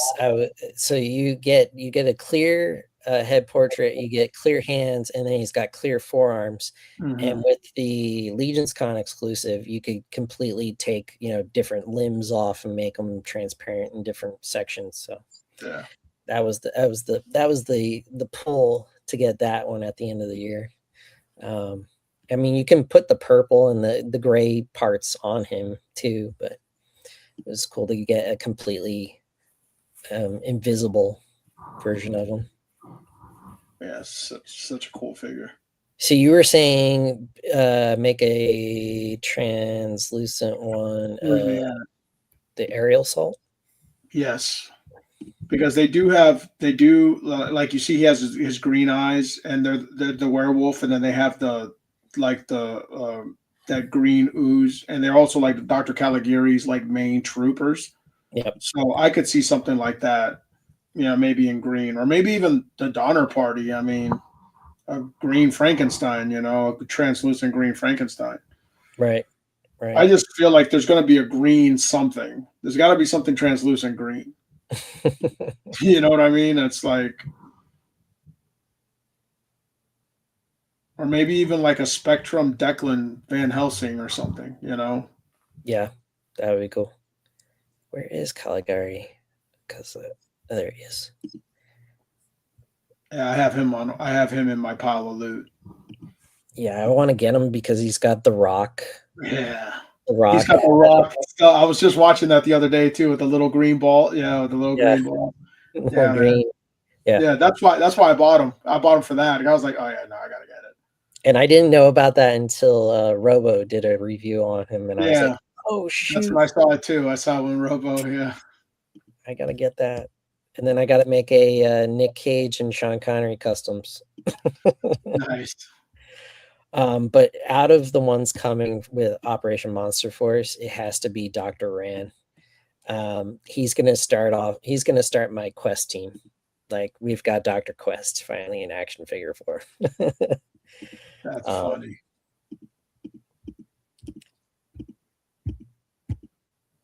But yeah, he's every bit of a Dr. Quest I always wanted as a kid. So I'm really looking forward to Dr. Ran. I didn't understand why they had to make a Norman Osborn head, though. Yeah. For Marvel Legends collectors now. I feel like we've gotten Norman Osborn heads, though. Not like that. Not that cool. Like, the sculpts that they come out with, I feel are blowing away the Marvel Legends sculpts. The wolf head, the monster head looks a little strange to me. It looks more like something that would happen in Scooby-Doo or something like that. But yeah, there it looks cool. In the breakdown page, it looks a little goofy. It looks almost like a mask or something like that that's been pulled off. It's a Ben Cooper kid mask. It looks like somebody should be holding that like in their hand. Like yeah. And I would have gotten away with it too if not for you meddling kids. Yeah. It does. The render doesn't give it justice. I'll tell you what, that's another rabbit hole I can't go down, is those Scooby-Doo figures, man. Because Scooby-Doo was my jam when I was a kid, and it's like I cannot go down that rabbit hole. I'm doing my best not to either. The only one that I have been looking at is Shaggy, because he actually comes with a box of Scooby snacks. Yeah, Scooby Snacks. Yeah. How do I? So you were on your fifth one, right? Your number 5, or was Operation Monster Force your number 5? Oh no, number 5. And welcome to the show, El Spooky Zorro, Rob What's up, Zamora. Rob? He's not from Florida. He's I don't on. want to be from Florida. I don't think you guys even want to be from Florida. They're just there for some reason. What's going on, guys? God's waiting room. I am going through my top 5 of 2025. I'm getting to the final this is my 5th favorite sci-fi toy of this year. It's Wave of 11 of Mighty Maniacs. You've got everything in my 80s 90s kid brain. You've got RoboCop, you've got endoskeleton, and you've got an alien xenomorph. So that's what they came out with. There's the endo, and then you got this kit, which came with the alternate RoboCop head and a zapper. So you just swap that head out for that and the zapper. And then the xenomorph they came up with, which is a combination of their Dude, go back to the other picture, the one before this one. This one. He has a full-on Nintendo Power Glove right there. Oh yeah, and this is in the shape of a zapper, like a Nintendo zapper. Ugh. Yeah. It would have been cool if he came with a mini. Remember that little robot, whatever his name was, Rob the Robot. Oh yeah, the Nintendo robot. Yeah. Yeah. So That's that's pretty what this cool, zapper dude. looks like. Did you guys know that Duck Hunt was a 2-player game? Yeah. Yeah, I I used just to play found that out 2-player all the time. recently, dude. What's that? I just literally found that out recently, like maybe within the last year or so. Nice. So my smaller of my 2 dogs jumped into a bush chasing after a ball one day, and like she looked like she wasn't bothered. It was like one of these like 4.5 foot tall hedges, and she just had her head popped out of it, like, and she looked like she was like having the time of her life. And I just kept thinking of that stupid dog in Duck Hunt that would pop up, and like I totally took a picture of her just with her head popped out and was like, "It's the dog from Duck Hunt." But Laughing at you. yeah.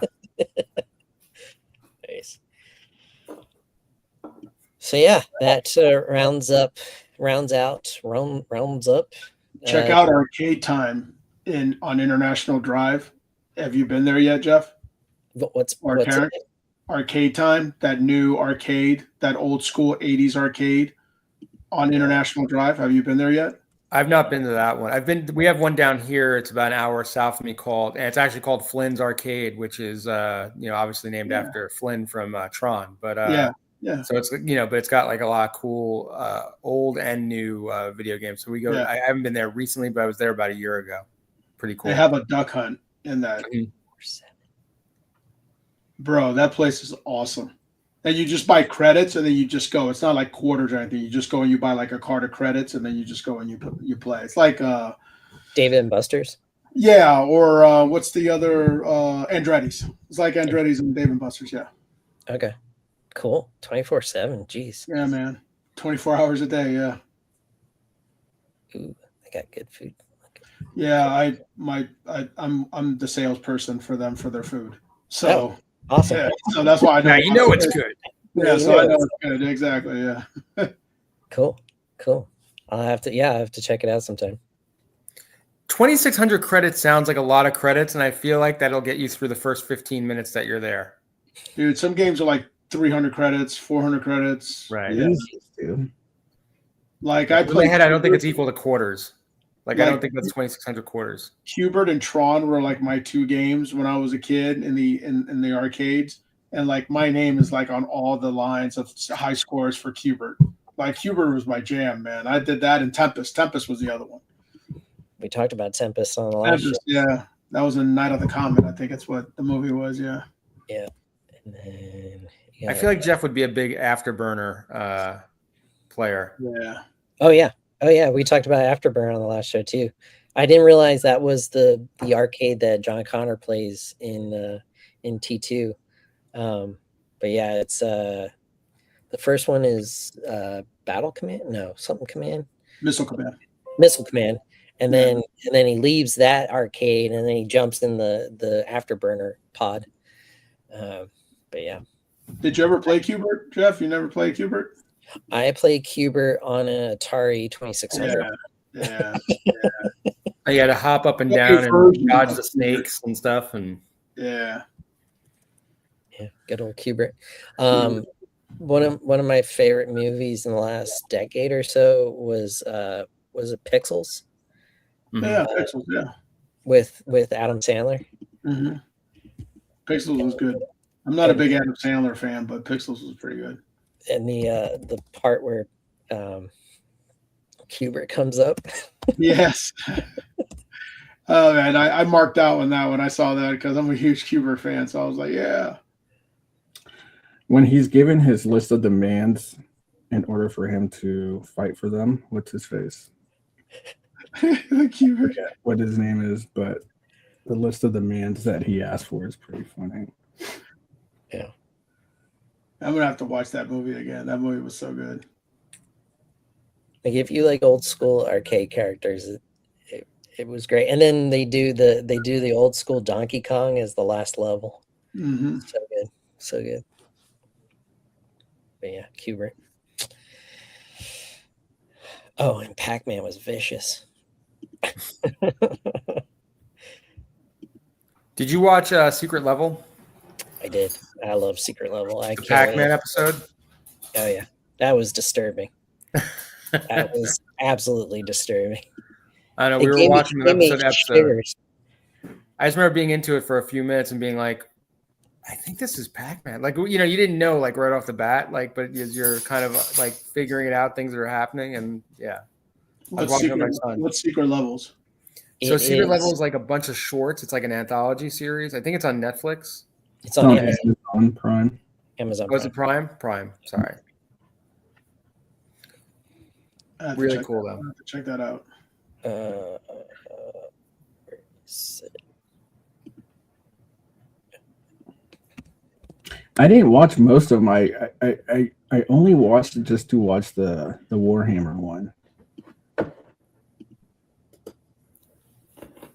Warhammer 1 was good. I really liked the there was one, I'm trying to remember what game it was, but it wasn't a game that I've played, but I liked the episode where it was like these robots having to fight against, they were like in like a game, like an arena.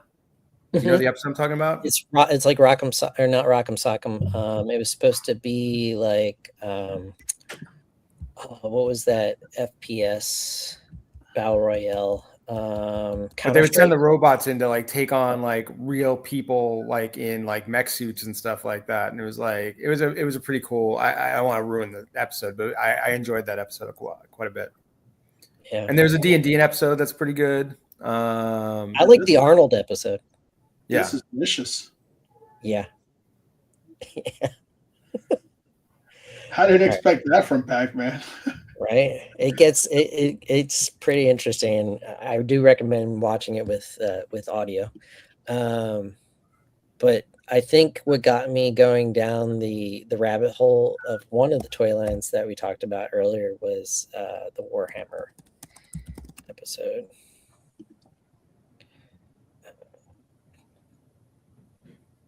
Yeah, that's not a rabbit hole. That's like a La Brea sinkhole to fall into, man. I think this is a clip from it.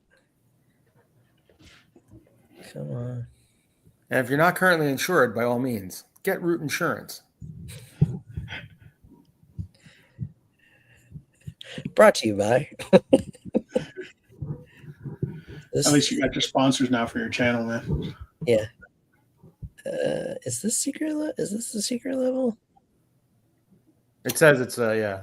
Yeah. Yep. There's the 4. Oh. But yeah, this is. It's like what they did was they used like next gen, game cinematic, animation for all the episodes, and yeah. I think all of it. I'm not. I may be wrong about this. I thought that one of the big things about it was that they did everything in Real Engine, if I'm not mistaken. Like I think That's what I was going to say. The Real Oh, it was Engine. Real Engine. Yeah, I Mhm. think they had promoted like that. Yeah, I think because the whole thing was generated in Real Engine, if I'm not mistaken, like all the animators used Real Engine, but it was different teams for each episode.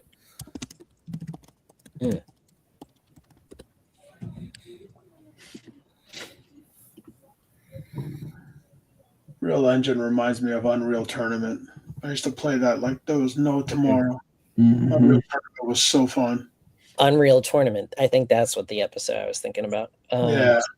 Yes, Love one it. specific Just love episode. Of the that game. animated, one specific episode of the animated series Secret Level, the Unreal Tournament episode, was created entirely using Unreal Engine 5 by Blur Studio and Epic Games. This partnership aimed to showcase the power of Unreal Engine for high-end episodic content, integrating features like metahumans for characters. But yeah, I highly recommend Secret Level, and I hope a season 2 comes out because also on Netflix, Love, Death, and Robots. I I've seen some of those, yeah.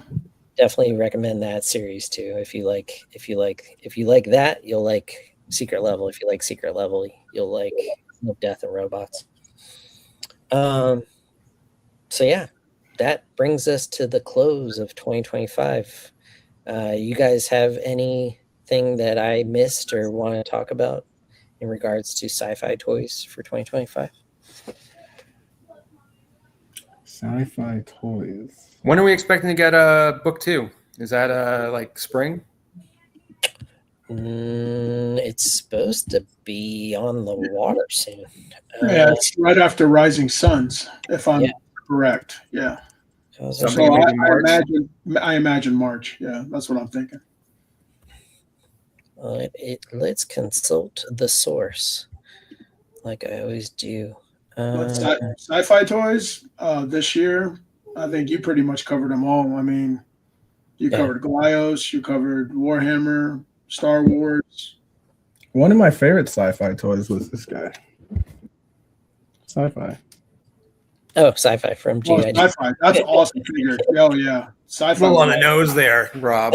Sci-fi. Sci-fi was awesome. Yeah. He was awesome, dude.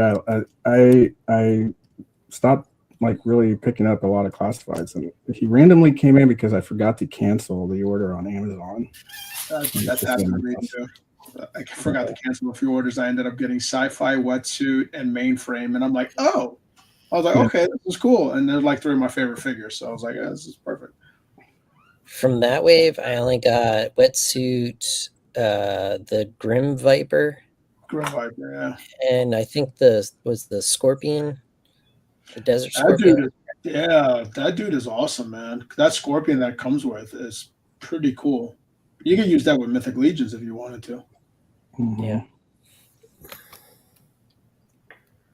All right. Classified had a good year. They had a really good year. For sure, especially with the pets and the vehicles and stuff like that. Mhm. So here is our release status. As of right now, as far as we know, Rising Suns is on its way. It was said that it was heading to the ports over in China, and then they say Q2 2026 for Ashes of Agmandor. But as far as I know, Ox Crew Book 2 has, or it says it's almost finished production. So I think Ox Crew Book 2 is going to come before Ashes, and then we're going to have Ashes. Yeah, And then after Ashes, it's We rain. all fall down. Baethir, right? Wouldn't it be Baethir? No, I think it's Rain of the Beast, and then it's Baethir, I think. Oh yeah, Rain. Yeah, should be Rain. Rain. Because Baethir. Rain was the first all-in that I ever went in on, and it was the first time I was able to order an all-in when I started Mythics. And that was before Baethir. So I would imagine, because I know the retail wave comes out in February, and then Yeah, expected. Rising Rise. Suns will probably be out around February and then probably in retail probably around March, and then we'll probably get Ox Crew Book 2 around March or April, and then you're looking at probably April, May, or June for Ashes. Mm. So, and then Reign of the Beast, I imagine, will be out in the fall. In the fall, yeah. Fall or close to the end of the year. Oh, I forgot about Infinite Legions too. Yeah. But I would think that they would want to get Book 2, Ox Crew Book 2 out before Chinese New Year. So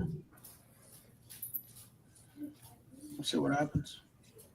Yeah, we shall see. Oh, and we got Legacies of Mythos 1 pre-order coming in. Yeah. And the graveyard. And the graveyard's up. That too. Mm-hmm. It's going to be a busy year for Legos of Mythos is an Infinite Legions crossover. It hasn't happened yet. It's not been announced, but that's also coming. Just in time for Christmas 2026. Legacies of Mythos is an Infinite Legions crossover. Legos of Mythos is coming November of 2026. Legos. You heard it here first. Bro, don't be surprised, man. We've seen it all now. Hey, Legos of Mythos, I'd be like, great. Back to Lego. Three play sets and a 12-figure minifigure collectible edition. I like it. Oh yeah, and we also have the RPG Kickstarter for the RPG coming out. So Hagnon Chase figure. And Archon. Archon is supposed to be next month, January. Archon pre-order. Then Mythic Legions role-playing in February. Yeah. Yeah. So what's going to November? What are they going to do in March, do you think? What do you feel they're going to do in March? Well, we'd probably get another figure Obscura. Yeah. I think we'll get that middle wave, that middle small wave sometime in late summer. I think we'll get a cosmic wave too, as well. So we'll get a cosmic wave, and then we'll get one of the small mythics waves towards the end of the summer. And then, of course, then we have the Legions Con, G-Con wave. I think they'll start pushing all that Legions Con shit more towards the end of February, beginning of March. And start, maybe some of the in-stock sale as well, dude. Oh, yeah, March. Last year, remember, with the in-stock sale was in January. It was like January 6th. Yeah. This past year, up in 2025. So I don't imagine an in-stock sale is going to come in the first week of January, but my first in-stock sale that I was a part of in 2024 was the Valiant Knight in-stock sale, and that was in March of 2024. That was before I joined Legions. Yeah. So we could have the 2025 Legions Con in-stock sale anywhere between January and April. Yeah. Because did you guys see the post they did for the Mythic Legions role-playing game at the Philadelphia area gaming expo? That's in January 15th through the 18th. So I'm wondering if they're going to do that whole the role-playing game in January, like do the whole Kickstarter and all that other stuff, dude. I think they're just doing the build-up game. I think the big thing for them going to that show is just basically to kick off getting more people in the role-playing world to know about it before they actually go live with the Kickstarter in February. Because I think they're still, I don't know anything, but I just think the concern is they need to get outside the cabal and get to the larger role-playing world out there to let more people know, hey, we're doing this thing, which I also think is part of the Arkan, campaign that they're going to do for the pre-order for that, because anybody who's going to follow Critical Role or Joe Manganiello, they're going to check out that and hopefully be made aware of the role-playing game. You know what I mean? I think that's going to be the crossover. I think that's kind of, nobody has said that, but I kind of feel like that just goes hand in hand, that you're going to have this figure that's tied to the RPG community. Mm-hmm. And then you're launching a Kickstarter about an RPG, like one kind of rolls into the other from what I can think of marketing, Makes sense. It makes total sense.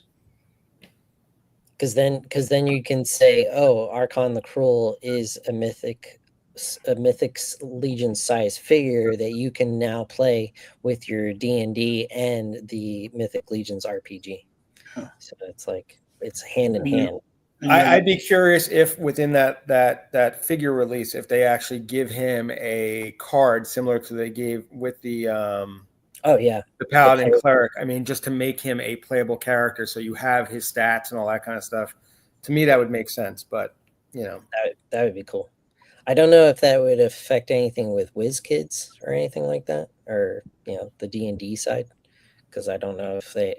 But I'm guessing Joe Magnello has all that squared away. So I mean, I kind of feel like it depends on how you look at it, because as far as I know, Mythic Legions is doing something that's built in the 5e world, but it's not quite D&D. So they have to avoid certain words and phrases. Right. Like you're not a dungeon master, you're a game master, as an example. You know what I mean? So I'd imagine as long as they avoid those things, character sheets, as far as I know from Mythic Legions, the role-playing game, are going to be slightly different. Certain things are going to have different wording. Mhm. But I imagine if you were to create an Arcane the Cruel player card, for instance, or stat sheet, as long as you stay to things that are not copyright and trademarked by Wizards of the Coast or Hasbro or whoever really manages that, I think you'd probably be fine. Got it. Yeah. You would know. You were a game master, weren't you? I was, but I know nothing. I literally got the information like a week before I did whatever. And really the thing I was actually doing, I found out about maybe 45 minutes before. Oh wow. No, I mean, it wasn't that much. I got some information a few weeks in advance, but and then of course I played with Van, Jordan, Mark, and no, Omar didn't make it though. But then we had Mike V was there, so and so it was about as predictable as anything could be with Van and Jordan involved. That's what I And heard. then for whatever reason, even though I told Mark several times that it was going to be a 90-minute thing, he seemed to think it was going to be like a half hour. So, he played his half hour, 40 minutes, and then he bailed, but mid-campaign. So it was, but it was fun, and I think he had a lot of fun with or was not expecting the hijinks of playing with Van and Jordan, but Yeah. I think he's talked about that a little bit. So Good times. we had a lot of fun. Yeah, it looked like a lot of fun. I didn't make it up there because I was busy with the table and other Mhm. things this year. But it was great to be at the venue this year. Like, Yeah, I've told them that I am more than willing. Anything that any way I can help them with getting the word out to folks about the RPG, whether it's going to different game shows or game shops in Florida. I'd be glad to do that. And any con I'm at that they might want to run games, if they want me to jump in and either talk about the game or possibly run a game, I'd be glad to do that, because I want to see it succeed. I think it's going to be a great success, not just for, there's a lot of folks I know who say, hey, I'm not really a tabletop player, but, I think we're going to get great figures out of it no matter what. So, I mean, whether you're into it for the game or you're into it for the figures, there's every reason to get behind it. And like with any Kickstarter, sorry, go ahead. $29.99 base figures, like I can't wait for those, and Right. and to possibly see them in like local game stores.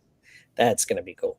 Yeah, absolutely. I mean, I think that again, for anybody, the thing about Mythic Legions is obviously I think there's folks that collect the figures because they want all the characters, and then I think of course we're aware of the customizing potential.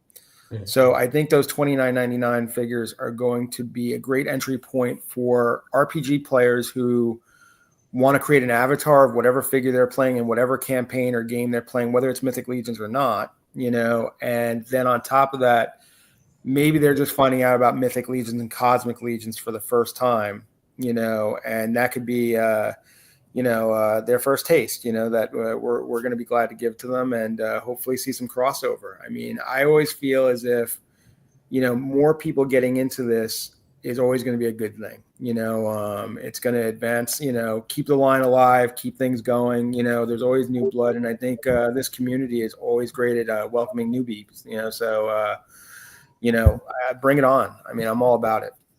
Yeah, I feel like we're gonna welcome gamers into our realm, and they're gonna welcome, figure toy collectors into their realm. So it's a nice melding of communities. I'm really looking forward to it, and I'm really looking forward to a Cosmic Legions RPG one day. Well, that's the thing too. Is I mean, once you have I grew up playing RPGs when I was younger, and the thing is, once you have the rules, you can apply them to any world. I mean, it may come out with books that are for mythic characters, Yeah. but you take those same stats and you can apply them to any cosmic character. I grew up playing, all those games were under TSR when I was a kid, and I would buy D&D books, and then we would pretend to be Marvel characters, and then they came out with the Marvel game. So I mean, and while they changed some of the wording to be more flavored for superheroes, I mean, it was pretty much, you were still playing Dungeons and Dragons, but you were playing as Spider-Man versus Doc Ock, and you were playing, and you still got the same figurines. I bought all my stuff in the same places, and they all had TSR, imprints on them. I look back and it was funny because we were kids playing with lead figures, not realizing as we were putting those things in our mouths and, whatever. But because I was definitely playing with those things when I was like 8 or 9. But, it's the same concept. You're rolling dice, you have stats, and you're still basically writing the story as a group, from your imagination, like deciding what your character is going to do. And I think a lot of people get into it for playing the iconic characters. But, once you understand the bottom, the basic rules, you can create whatever character you want, and it can be your character. It doesn't have to be Sir Gideon or Sir Enoch, whoever might be your favorite character in the games. You can play as any cosmic character, you can play as characters they've never invented, by just following those same stats, and writing your own lore. And who knows, maybe it'll just be like Dungeons and Dragons to some point where you create a character that's so popular. If you're posting stuff, maybe fanfics, any of that kind of stuff, maybe at some point or another, the studio recognizes it and goes, hey, why can't Jeff Evans' cosmic character not be a Cosmic Legions role-playing game character that we recognize as canon? So anything's possible. That'd be cool. In the classic Jeremy Gerard answer, the answer is always maybe, someday. Maybe one day. Never say never. Never say never. Yeah, I think once with Cosmic, once the character pool grows more and the lore grows more, I think we'll definitely see something like that. Because I know for me, I didn't play Dungeons and Dragons when I was a kid. I played Cyberpunk. Cyberpunk was my role-playing game. So it was always Cyberpunk. And then I didn't start playing D&D till I was in college. So, but for me, it was Cyberpunk. And then I played like Vampire the Masquerade, which was a really cool one too. But yeah, man, I mean, you can't beat Cyberpunk, man. That was so cool. So I would love to see a Cosmic Legions game come out to be somewhat like that, because just so much that you can do with that game. And then with D&D, of course, everyone's a D&D fan, and I wasn't exposed to it as much as other people were, but I did play for a good 5-6 years straight. So, but I'm excited for this RPG. I haven't played it in a while, but it's all I did for a long time, man. Those campaigns that would go 6, 8, 10, 12, 14 hours, and you're just like, man. So I'm looking forward to it because I've never really done it. I've sort of dabbled here and there, but I was playing with seasoned people, and they were like going farther and further ahead of me than I could keep up. So yeah, I'm really looking forward to joining in on a group. And I've been putting my name out there in the the D20 or something? Yeah, Nat 20. Nat 20. Yeah, the Nat 20. Yeah, I think it's going to be great. I think the other thing too is, I don't see why we wouldn't be able to play it on something like D&D Beyond, like as a virtual, unless of course they bring something out. But I think that's going to be a big undertaking, and them and technology right now, based upon the video game that did not happen. But I mean, anything's possible. Right. But I think there's resources already there that anybody can make use of, and that I just think obviously you see what the Legion's Quest guys already do. I think that, we can definitely adapt that, and it'll be great to see people. And like you said, you played with some people that got ahead of you. But the thing is, honestly, you can play at your own pace. You know what I mean? If there's a game that, in the same way, I think my biggest concern is so many toy tubers and YouTubers I know are interested in playing. This may mess up their streaming schedules. You know what I mean? Like, hey, Curtis, you're going to have to get off, one of your channels one night to actually be able to play another game besides Legion's Quest, like if there's an off-world campaign going on, or if there's a shooting the shelf campaign going on, whatever it might be. But, the thing is, I think it'll transcend time zones as well, in the sense that, somebody out on the West Coast can play with people on the East Coast. It's just that it might be 11 o'clock one person's time and 8 o'clock somebody else's, you know what I mean? And, we have our own chat groups and stuff like that. It'd be nice to see some people play. I see some people already say, oh, it's not for me. I've never played, or I played one time. It's like food, just because you tried it once doesn't mean that you don't like it. You just haven't had it made by the right person yet. You know what I mean? That's why I'm not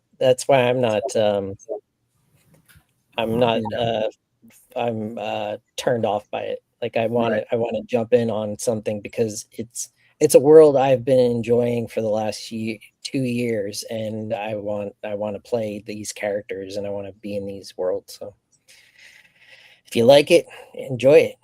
Once you get into it, you're gonna like it, because it definitely, once you dive right into it and your characters and your stories, and then you're not going to finish a campaign in one night. You're going to be like, it could take months to finish your campaign, but you're going to be looking forward to the next time you and everyone else get together to do it again and again and again. And hopefully with this community, we can, there's going to be all kinds of different campaigns where people can do it virtual, or can do it, like Terrence was saying, across the country and everything else, and really, really dive into it. I think it's going to be a hit, man. Personally. I guess we're going to have to start a Florida chapter campaign. Oh, yeah, absolutely. That's an easy one right there. I can't figure out what Joe Russo might want to play as, though. I'm just not sure. I'm going to get the knight, but like maybe a dwarf knight. No. He secretly likes vampires, but he doesn't want anybody to know. I would say second to knights is barbarians. For Joe. Yeah. Because I've seen his layout, and he likes the barbarians, and he likes the elves, and he likes the vampires. So. I like elves, and I'll tell you what, I was playing around with the nymph and the Chirel, and the one head, the Zirian Spire head that it comes with. Yeah. I put some pieces together, everything, and I made a really cool like little elf assassin.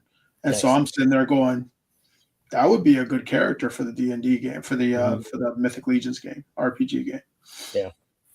And I think it's gonna, the thing too is I think it's gonna be cool to see what people come up with. Like me and Gina were even talking about, before we had gone into this year's 1,000 Swigs, because we kind of have hopes that if we ever get outside of 1,000 Swigs, that it might be something else, that we still want to do something that'll be creative, that'll encourage people to create something custom and bring to the show, and have it be more about, a display of people's creativity. And we had actually thought about one idea about proposing to Jeremy in the studio at some point was, and maybe next year, I mean, not this coming year, but the year after, because, the game will be out and stuff like that, but make your character, make the character that you play in the game and bring it, or, create a character and have it on display, maybe have a little backstory to it and stuff like that. And introduce your character to the masses at Legion's Con, because that would be pretty cool. I mean, I think it would encourage, I don't think it would take much twisting of anyone's arm. You're playing as characters, you have characters in your mind.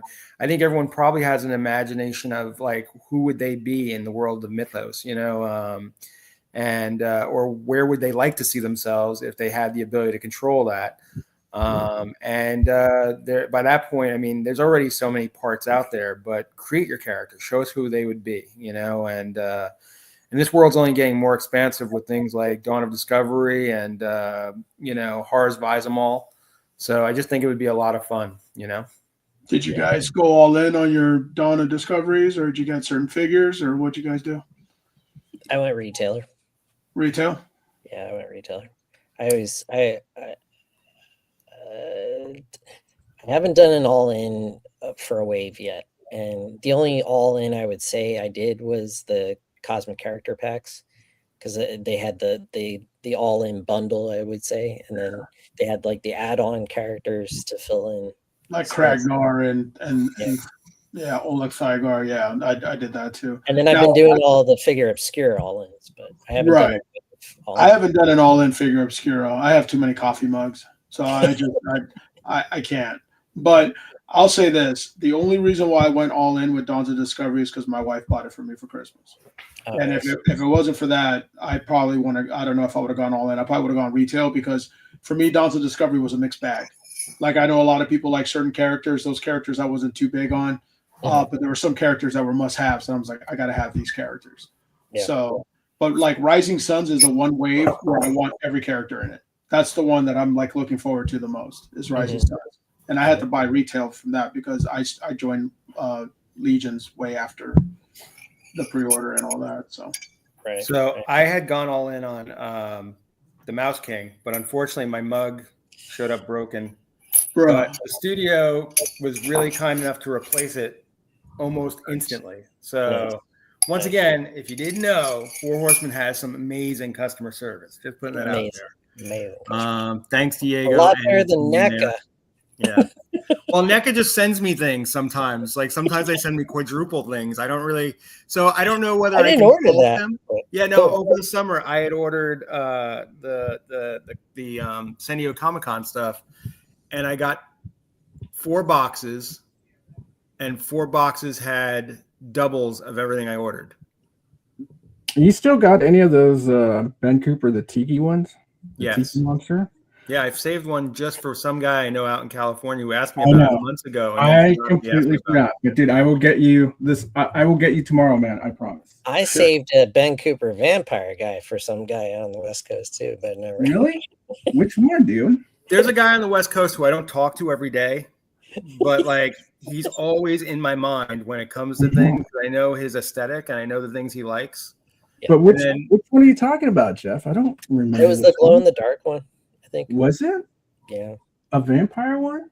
Yeah, it was not Dracula, but just vampire. I think they did what? They did like a 4 or 5 pack of holy shit, dude. Glow in the Dark, and then they did 2 separate ones, right? Like a boy and a girl or something. My bad, dude. I don't remember that, but like I will get you tomorrow then too. I remember the Tiki one. I don't remember the vampire one though. But if you still got it, then I'll find it. I'll look and see if I still have it, because it might have went to Legion's Con and sold, but I'll double check for sure. For sure. All right. No worries. Out of the 3 people on this screen, I have sold stuff to 3 people on this screen. You know, I'm just putting that out there. You know, and speaking of, I see your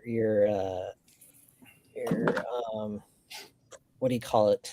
The comment underneath your name.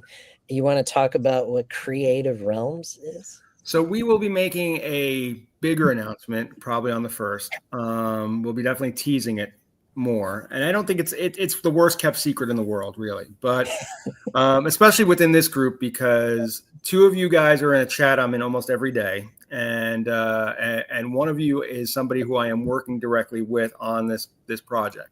So Creative Realms, in a bigger sense, the bigger umbrella is Creative Realms is, I don't know why my battery's saying it's low, but anyway, so Creative Realms is, you guys able to hear me still? Yeah. You're good. Okay, because I've got this warning about a battery running low. Anyway, Creative Realms is my LLC. I'm hoping to open a retail store within the next year. Currently still working on details as far as the actual location and whatnot, and working with vendors, as far as the distributors, that we'll be working with. But in the meantime, I thought, well, I want to get out there and get the name out there. But more than that, we've come across more than a few people that have Kickstarters going, and those folks don't always have the opportunity to be at the shows. They put so much of their resources into getting a Kickstarter going, working with a company, financing, production samples and stuff like that. and either through one reason or another, and sometimes it might be as simple as they may not be aware of how much it matters to be out there in front of people. Being the shy kind of guy that I am and not being very talkative, it occurred to me that maybe since I go to a lot of shows, that maybe I could be helpful to them. I already work with a lot of those companies, as I've been talking to them for the last couple of years, as far as, hey, I want to pick up your product line and have it in my store. And I've watched people like my friend Adam from Spiro Toys go through the Kickstarter process, Jason, the entire team over at Spiro. And so with that in mind, we reached out to Quaid and Abigail over at Tide Realms of the Corsairs, and basically said, hey, listen, we know that you're kind of landlocked. I think it's in Wyoming. And, they put a lot of their effort just to get to Legion's Con. And I said, I think you're going to need more help. I think you're going to need to be in front of more people, have more eyeballs on this Kickstarter of yours. And so I offered to do that. And so I am going to be representing them at every con I go to. We still haven't worked out all the details of when the Kickstarter is officially going to be, but I would say it's in the first half of the year. And I've been coordinating with guys like Brett Barton, who runs Toylanta, and Joe Lanta. I've been working with Ishwar, who runs IshCon, who has already dubbed IshCon the Year of the Pirate. So we will be bringing Tide Realms to every con that we can go to.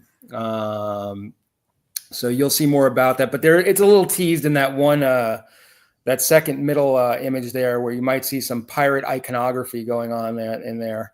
But the idea being that we want to make sure everyone's aware of this great Kickstarter that's been sculpted by the Four Horsemen, and that so far they've revealed 3 characters, hinted at a 4th one. Omar and his brother have been working on the comic book art that's going to accompany the Kickstarter.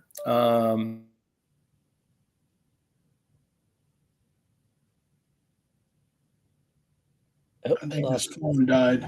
I think that battery finally went boom. So we are coordinating to help them out with their Kickstarter and with their marketing. And Edge Comics, which is my company with my brother and my nephew, I've posted some of my nephew's pictures on the Cabal. It's amazing. Yeah, he's an incredible artist, and so is my brother too. You haven't seen anything my brother's done yet. Okay. We are doing the artwork for the Realm Corsairs. So we've been working with Quaid since he first started, when he first reached out to us. And a lot of the if you go onto his Instagram and you go onto Edge Comics Instagram, you'll see a lot of the artwork that we've already done for him.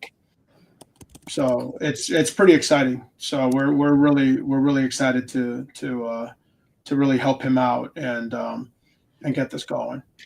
So did you know about the toy line before anybody else did? So Or what? did they... No, he saw some of the artwork that I had posted in the Cabal, and then he reached out to me, and then he mentioned his toy line, and I was like, "Ooh, what toy line?" And then we saw it. That's Noah and Alex's art. Alex is my brother, Noah's my nephew. So that's a lot of their art for Edge Comics. And then if you scroll down, you'll see some of the Corsairs stuff. I hate when Instagram does that. I gotta sign in next time. But if you go on there, you'll see the projects. If you click on the projects, or if you click on, they won't let you see it. Not logged in. I gotta log in. That's all good. But you'll see, if you scroll down there, take your time, check out the webpage, and anyone else that's in the chat, check out the webpage, and check out our Instagram, and you'll see a lot of the art that we're already doing. And that art is also releasing future figures that he's coming out with, and future characters. So you're going to see a sneak peek into spoilers into what you're going to see from the Corsairs once the Kickstarter kicks off, and you'll see more figures coming out. Oh, wow. Yeah. So are those going to be like stretch goals or just just sneak peeks to So what's I know Quaid is talking about doing some stretch goals. I know there's a female pirate and a few others, but I think it's mostly going to be for a second wave. okay. And yeah, we did we drew the crew for all three ships already. They've got some pretty cool monsters coming out. He's once it kickstarts and goes, and everyone please back it up. Once it goes, I'm telling you right now, this is going to be an awesome line. Awesome line. Cool. Sorry about that. I didn't realize that the small little plug piece on the back of the laptop had fallen out. I didn't see that. I saw it was plugged into the wall, but it's always the little things. It's the details that get you every time. But yeah, no, it's so, we're going to be present at, so far we've confirmed we will definitely be at IshCon and Toylanta. We will be present at ZoloCon as attendees, but we will be not at a booth. We'll probably be handing out information. We'll have some printed materials. I am currently coordinating to make sure that news gets out to news outlets so that they will cover the cover the Kickstarter at these various cons. And, we're looking at, so Toylanta in ZoloCon that will be there. We'll also be at Toylanta. I'm not sure what kind of presence we'd have at MegaCon. Toylanta is like a week or two right after MegaCon, and I feel like, we're going to put our concentration on that. MegaCon, you can get lost in very easily. I feel like Toylanta is going to be a more worthwhile investment of time and resources. Again, not knowing when the Kickstarter is exactly starting and ending is a little tricky right now. IshCon will be the very last weekend, I think May 31st of May. So I'm hopeful that, the Kickstarter will still be open or happening around that time period. Because I'd like to get IshCon in front of, and Toylanta and IshCon, I think, are going to be two great places to make sure that people are made aware of it. I also will probably urge people at that point, even if they're coming in late, to at least back it with an entry-level pledge. So on the backer kit, you can usually go in and expand upon your pledge at that point. So, but of course, up front, I want as many people to get behind this. I think it's going to be a great addition, especially if you are somebody who was looking towards Dawn of Discovery and really wanted more of a traditional pirate element, but did not feel you got that in the offering from Four Horsemen. These will work adjacent. They will work alongside those characters very, very well. And so I think that, you can expand, again, I guess similar to the Mythic role-playing game that we were just talking about, creating your own headcanon. These characters will work in their own, and they will work great with legions. And again, Omar may know me even more than I do as far as the expanded stuff, as far as stretch goals and things of that at this point. But, what I've seen so far looks amazing. And I think that we will be hopefully making more announcements throughout the con schedule to build excitement towards the launch of the Kickstarter. And of course, during the Kickstarter at Creative Realms, we will also be featuring a few other creative entities, basically folks that will be selling stuff, but we don't want to overlap anything. There'll always only be one Kickstarter that we are featuring. And for the first half of 2026, it'll be Tide Realms. So everything will be very pirate themed. We are talking to, we're going to be having some figure stands there from Hexastacks, which is Travis Fitzgerald from Toy Elite Network, also known as Mr. Wonderful. We will have some 3D printed products, and we are talking with someone who does soft goods. So we'll have a little bit of something from everybody, as far as a different kind of offering, nothing that overlaps. We don't want anything that takes away from somebody else. But the idea that you will have more than one reason to come up to the table and talk to us and learn more about Tide Realms. I think Omar and or his brother may be there with some comic art that you can see. Maybe there might be some prints available. I'm not sure about the details on that yet. But, there's going to be stuff there to learn more about the Kickstarter. And, of course, just get excited that, this is going to be Year of the Pirate. So, make sure to climb on board and join the crew, We have 2 more graphics to draw, and then after that, we're done. So we will be able to release everything, and we plan on doing prints and all that as we market. Yeah, so it's going to be great. It's going to be awesome. So, Jeff, what I'm saying is you need to come to Toy Atlanta so you can watch the table for a little bit, so I can go and buy my stuff from Four Horsemen, Makes sense. I'm I need all always the free labor I can get. I'm always good at watching a table here. Got to get Lieutenant Holiday. Got to get whatever the convention drop is going to be. I mean, there'll be a touring figure, Jeff. You got to think about these things. Touring figure, Jeff. Yeah, I know. Could be a cosmic leisure. I'll be talking to Omar in a couple of weeks. Florida represent at Toy Atlanta. You know what I mean? Yeah. Southeast of all. Because I was looking at not going to MegaCon this year, so I was like, I need something to fill that gap. So I'll be honest with you, we pulled out of MegaCon. We were going to have a booth at MegaCon, and we decided to pull out because you get lost in MegaCon. It's just too big. So we've stuck with the smaller cons, and that's what we're going with moving forward. We did MegaCon, we did SuperCon, and the juice wasn't worth the squeeze. So yeah, it's just we spent way too much money, and it was just for nothing, really. So I mean, we sold a lot of comics and we sold a lot of graphics and prints, but not for what they're asking for. That's more for a big company than for a small business. I think that MegaCon, while it's a fun con to go to as an attendee, because I think for me, obviously I spent some time with Jeff there last year, and I think for me the highlight was probably the Mezco booth. Great stuff to see there, stuff you don't see at every other con necessarily.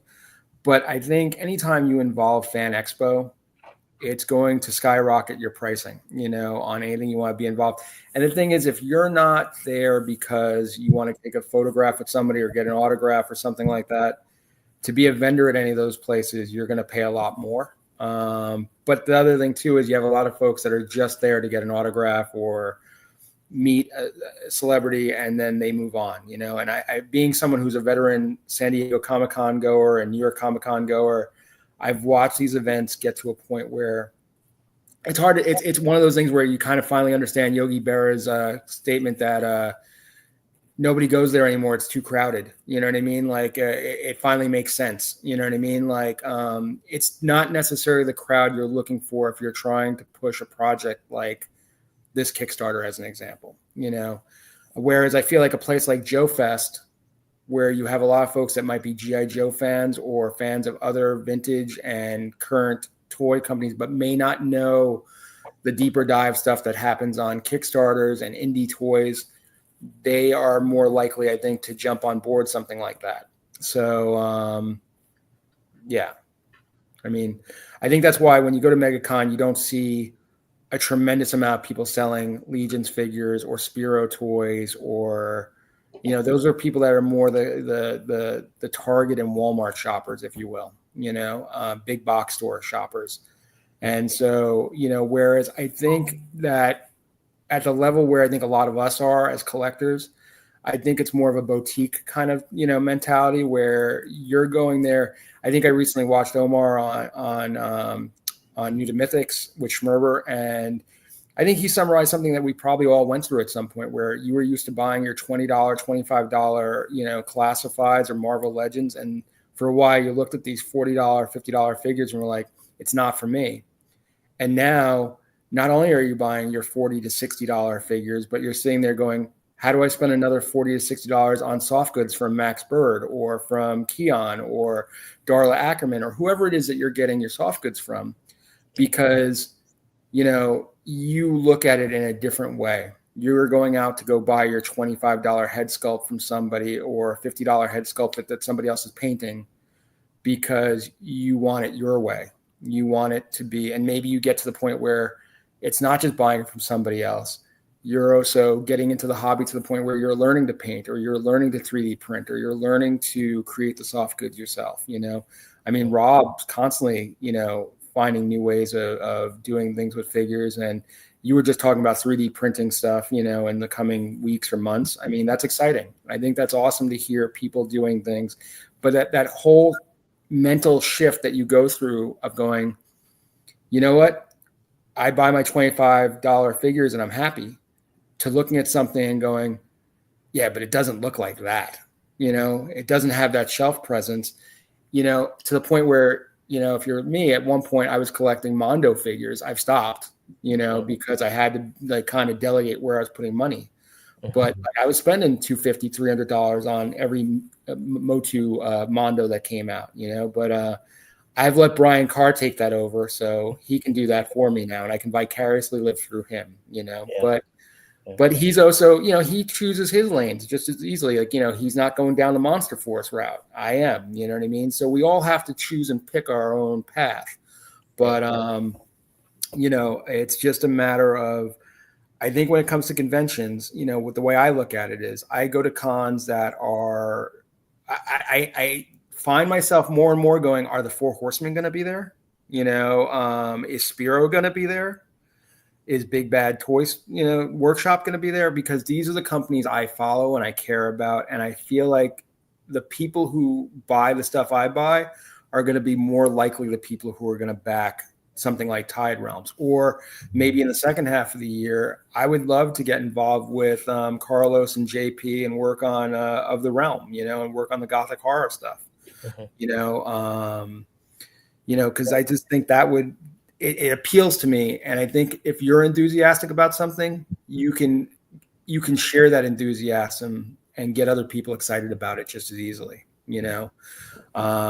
so we'll see what happens. But I mean, for this, the Creative Realms right now is, I want people to love the stuff I love, you know what I mean? And I want the stuff I love to get more attention, because, when I saw Quaid and Abigail come up with this project and not have the means, and not have the, and I don't mean this as a knock to them. I mean, but I go to cons all the time. So, it's something that they're unaware of. They don't have the experience with currently.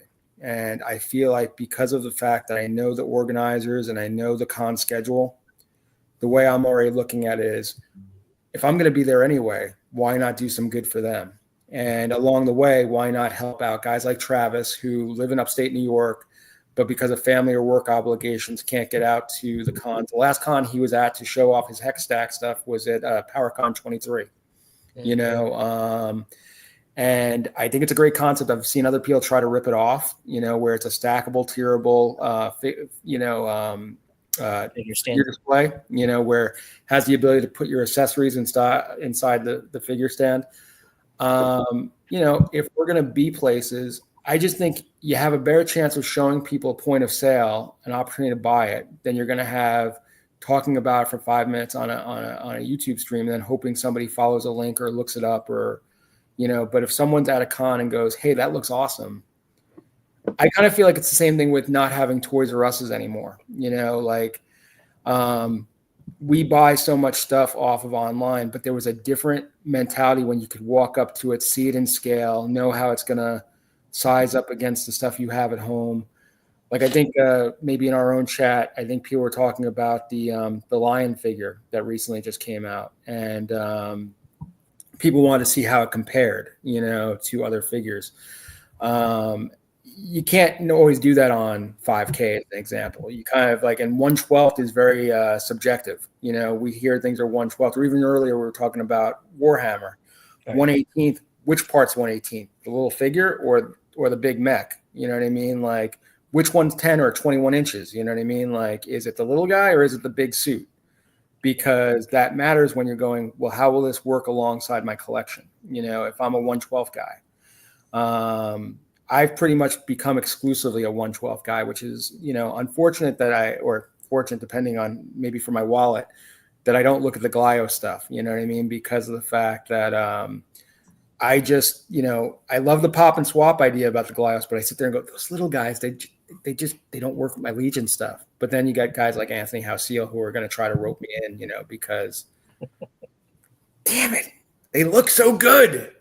Yeah. So, I mean, but that's the thing. This is a community about, I think when it comes to, you go to Legion's Con, it's an entire room made up of indie toy people, not just the big companies. Like, and when I say big, I mean, I'm talking within indie toy companies like Spiro or Legions. It's also like these individual people that are just printing 3D heads or making, soft goods or, whatever they're making. It really comes down to a question when I've had to talk to people about working with Creative Realms. It's a matter of, will they have the kind of inventory that I can bring to a show? Because I don't want to just bring a QR code and say, go buy it from their store and wait 6 months for them to maybe make it. You know what I mean? Like, I'd rather be able to go there and have at least 20 to 50 pieces that people can buy at the time of the show and be able to take pictures with and show online of saying what they got at IshCon or Toylanta to bring more attention back to them. But we've talked to a few people who have said, I can't bring on more sales than I'm already handling, because I can only do this part-time. Or in one case, we were talking to a soft goods maker and they were very enthusiastic about getting involved, but they're like, I can do this, but I can't do this. You know what I mean? Like, I can only do this so much. And so I basically worked it out where it's like, hey, listen, I'll take whatever you can give me. And in addition, they wanted to do stuff with Tide Realms. So I think I'm looking very forward to talking about that soon, when we iron out a few more details. But, it's awesome to see these people not only be able to collaborate with us bringing their stuff to shows, but when they're willing to collaborate with the other creators at the table to come up with new things that weren't there. So when I can go to somebody like Quaid and say, hey, listen, I'm talking to this person and they want to make this thing for your Kickstarter, as maybe a stretch goal or an early bird or maybe a giveaway on a live stream, that's exciting. It's exciting to see creators helping out other creators, and it just feels like I've done some good today, when I've connected these people and given them new opportunities to get their name out there and given them more awareness. And that's really the goal of Creative Realms, is basically to bring more, bring creators together and give them the opportunity to be at shows they otherwise wouldn't be there for. So Cool. Well, I'm going to leave it at that. That's a great way to wrap it all up. I want to thank all three of you, Omar, Rob, Terrence, for joining me on my journey of doing a live show on YouTube. It's your longest show. Your longest show so far. What's that? It's been your longest show so far. Yeah, this is my longest show. 2.5 hours. You're getting into Greg Schmerber area now, man. Yeah. When I start having more and more people on the screen, that's when the show gets longer and longer. Yeah. But thank you all, and thank you everybody in the chat. Thank you 8 people that are still watching. I really appreciate it, and have a good night. Later on. Stay frosty.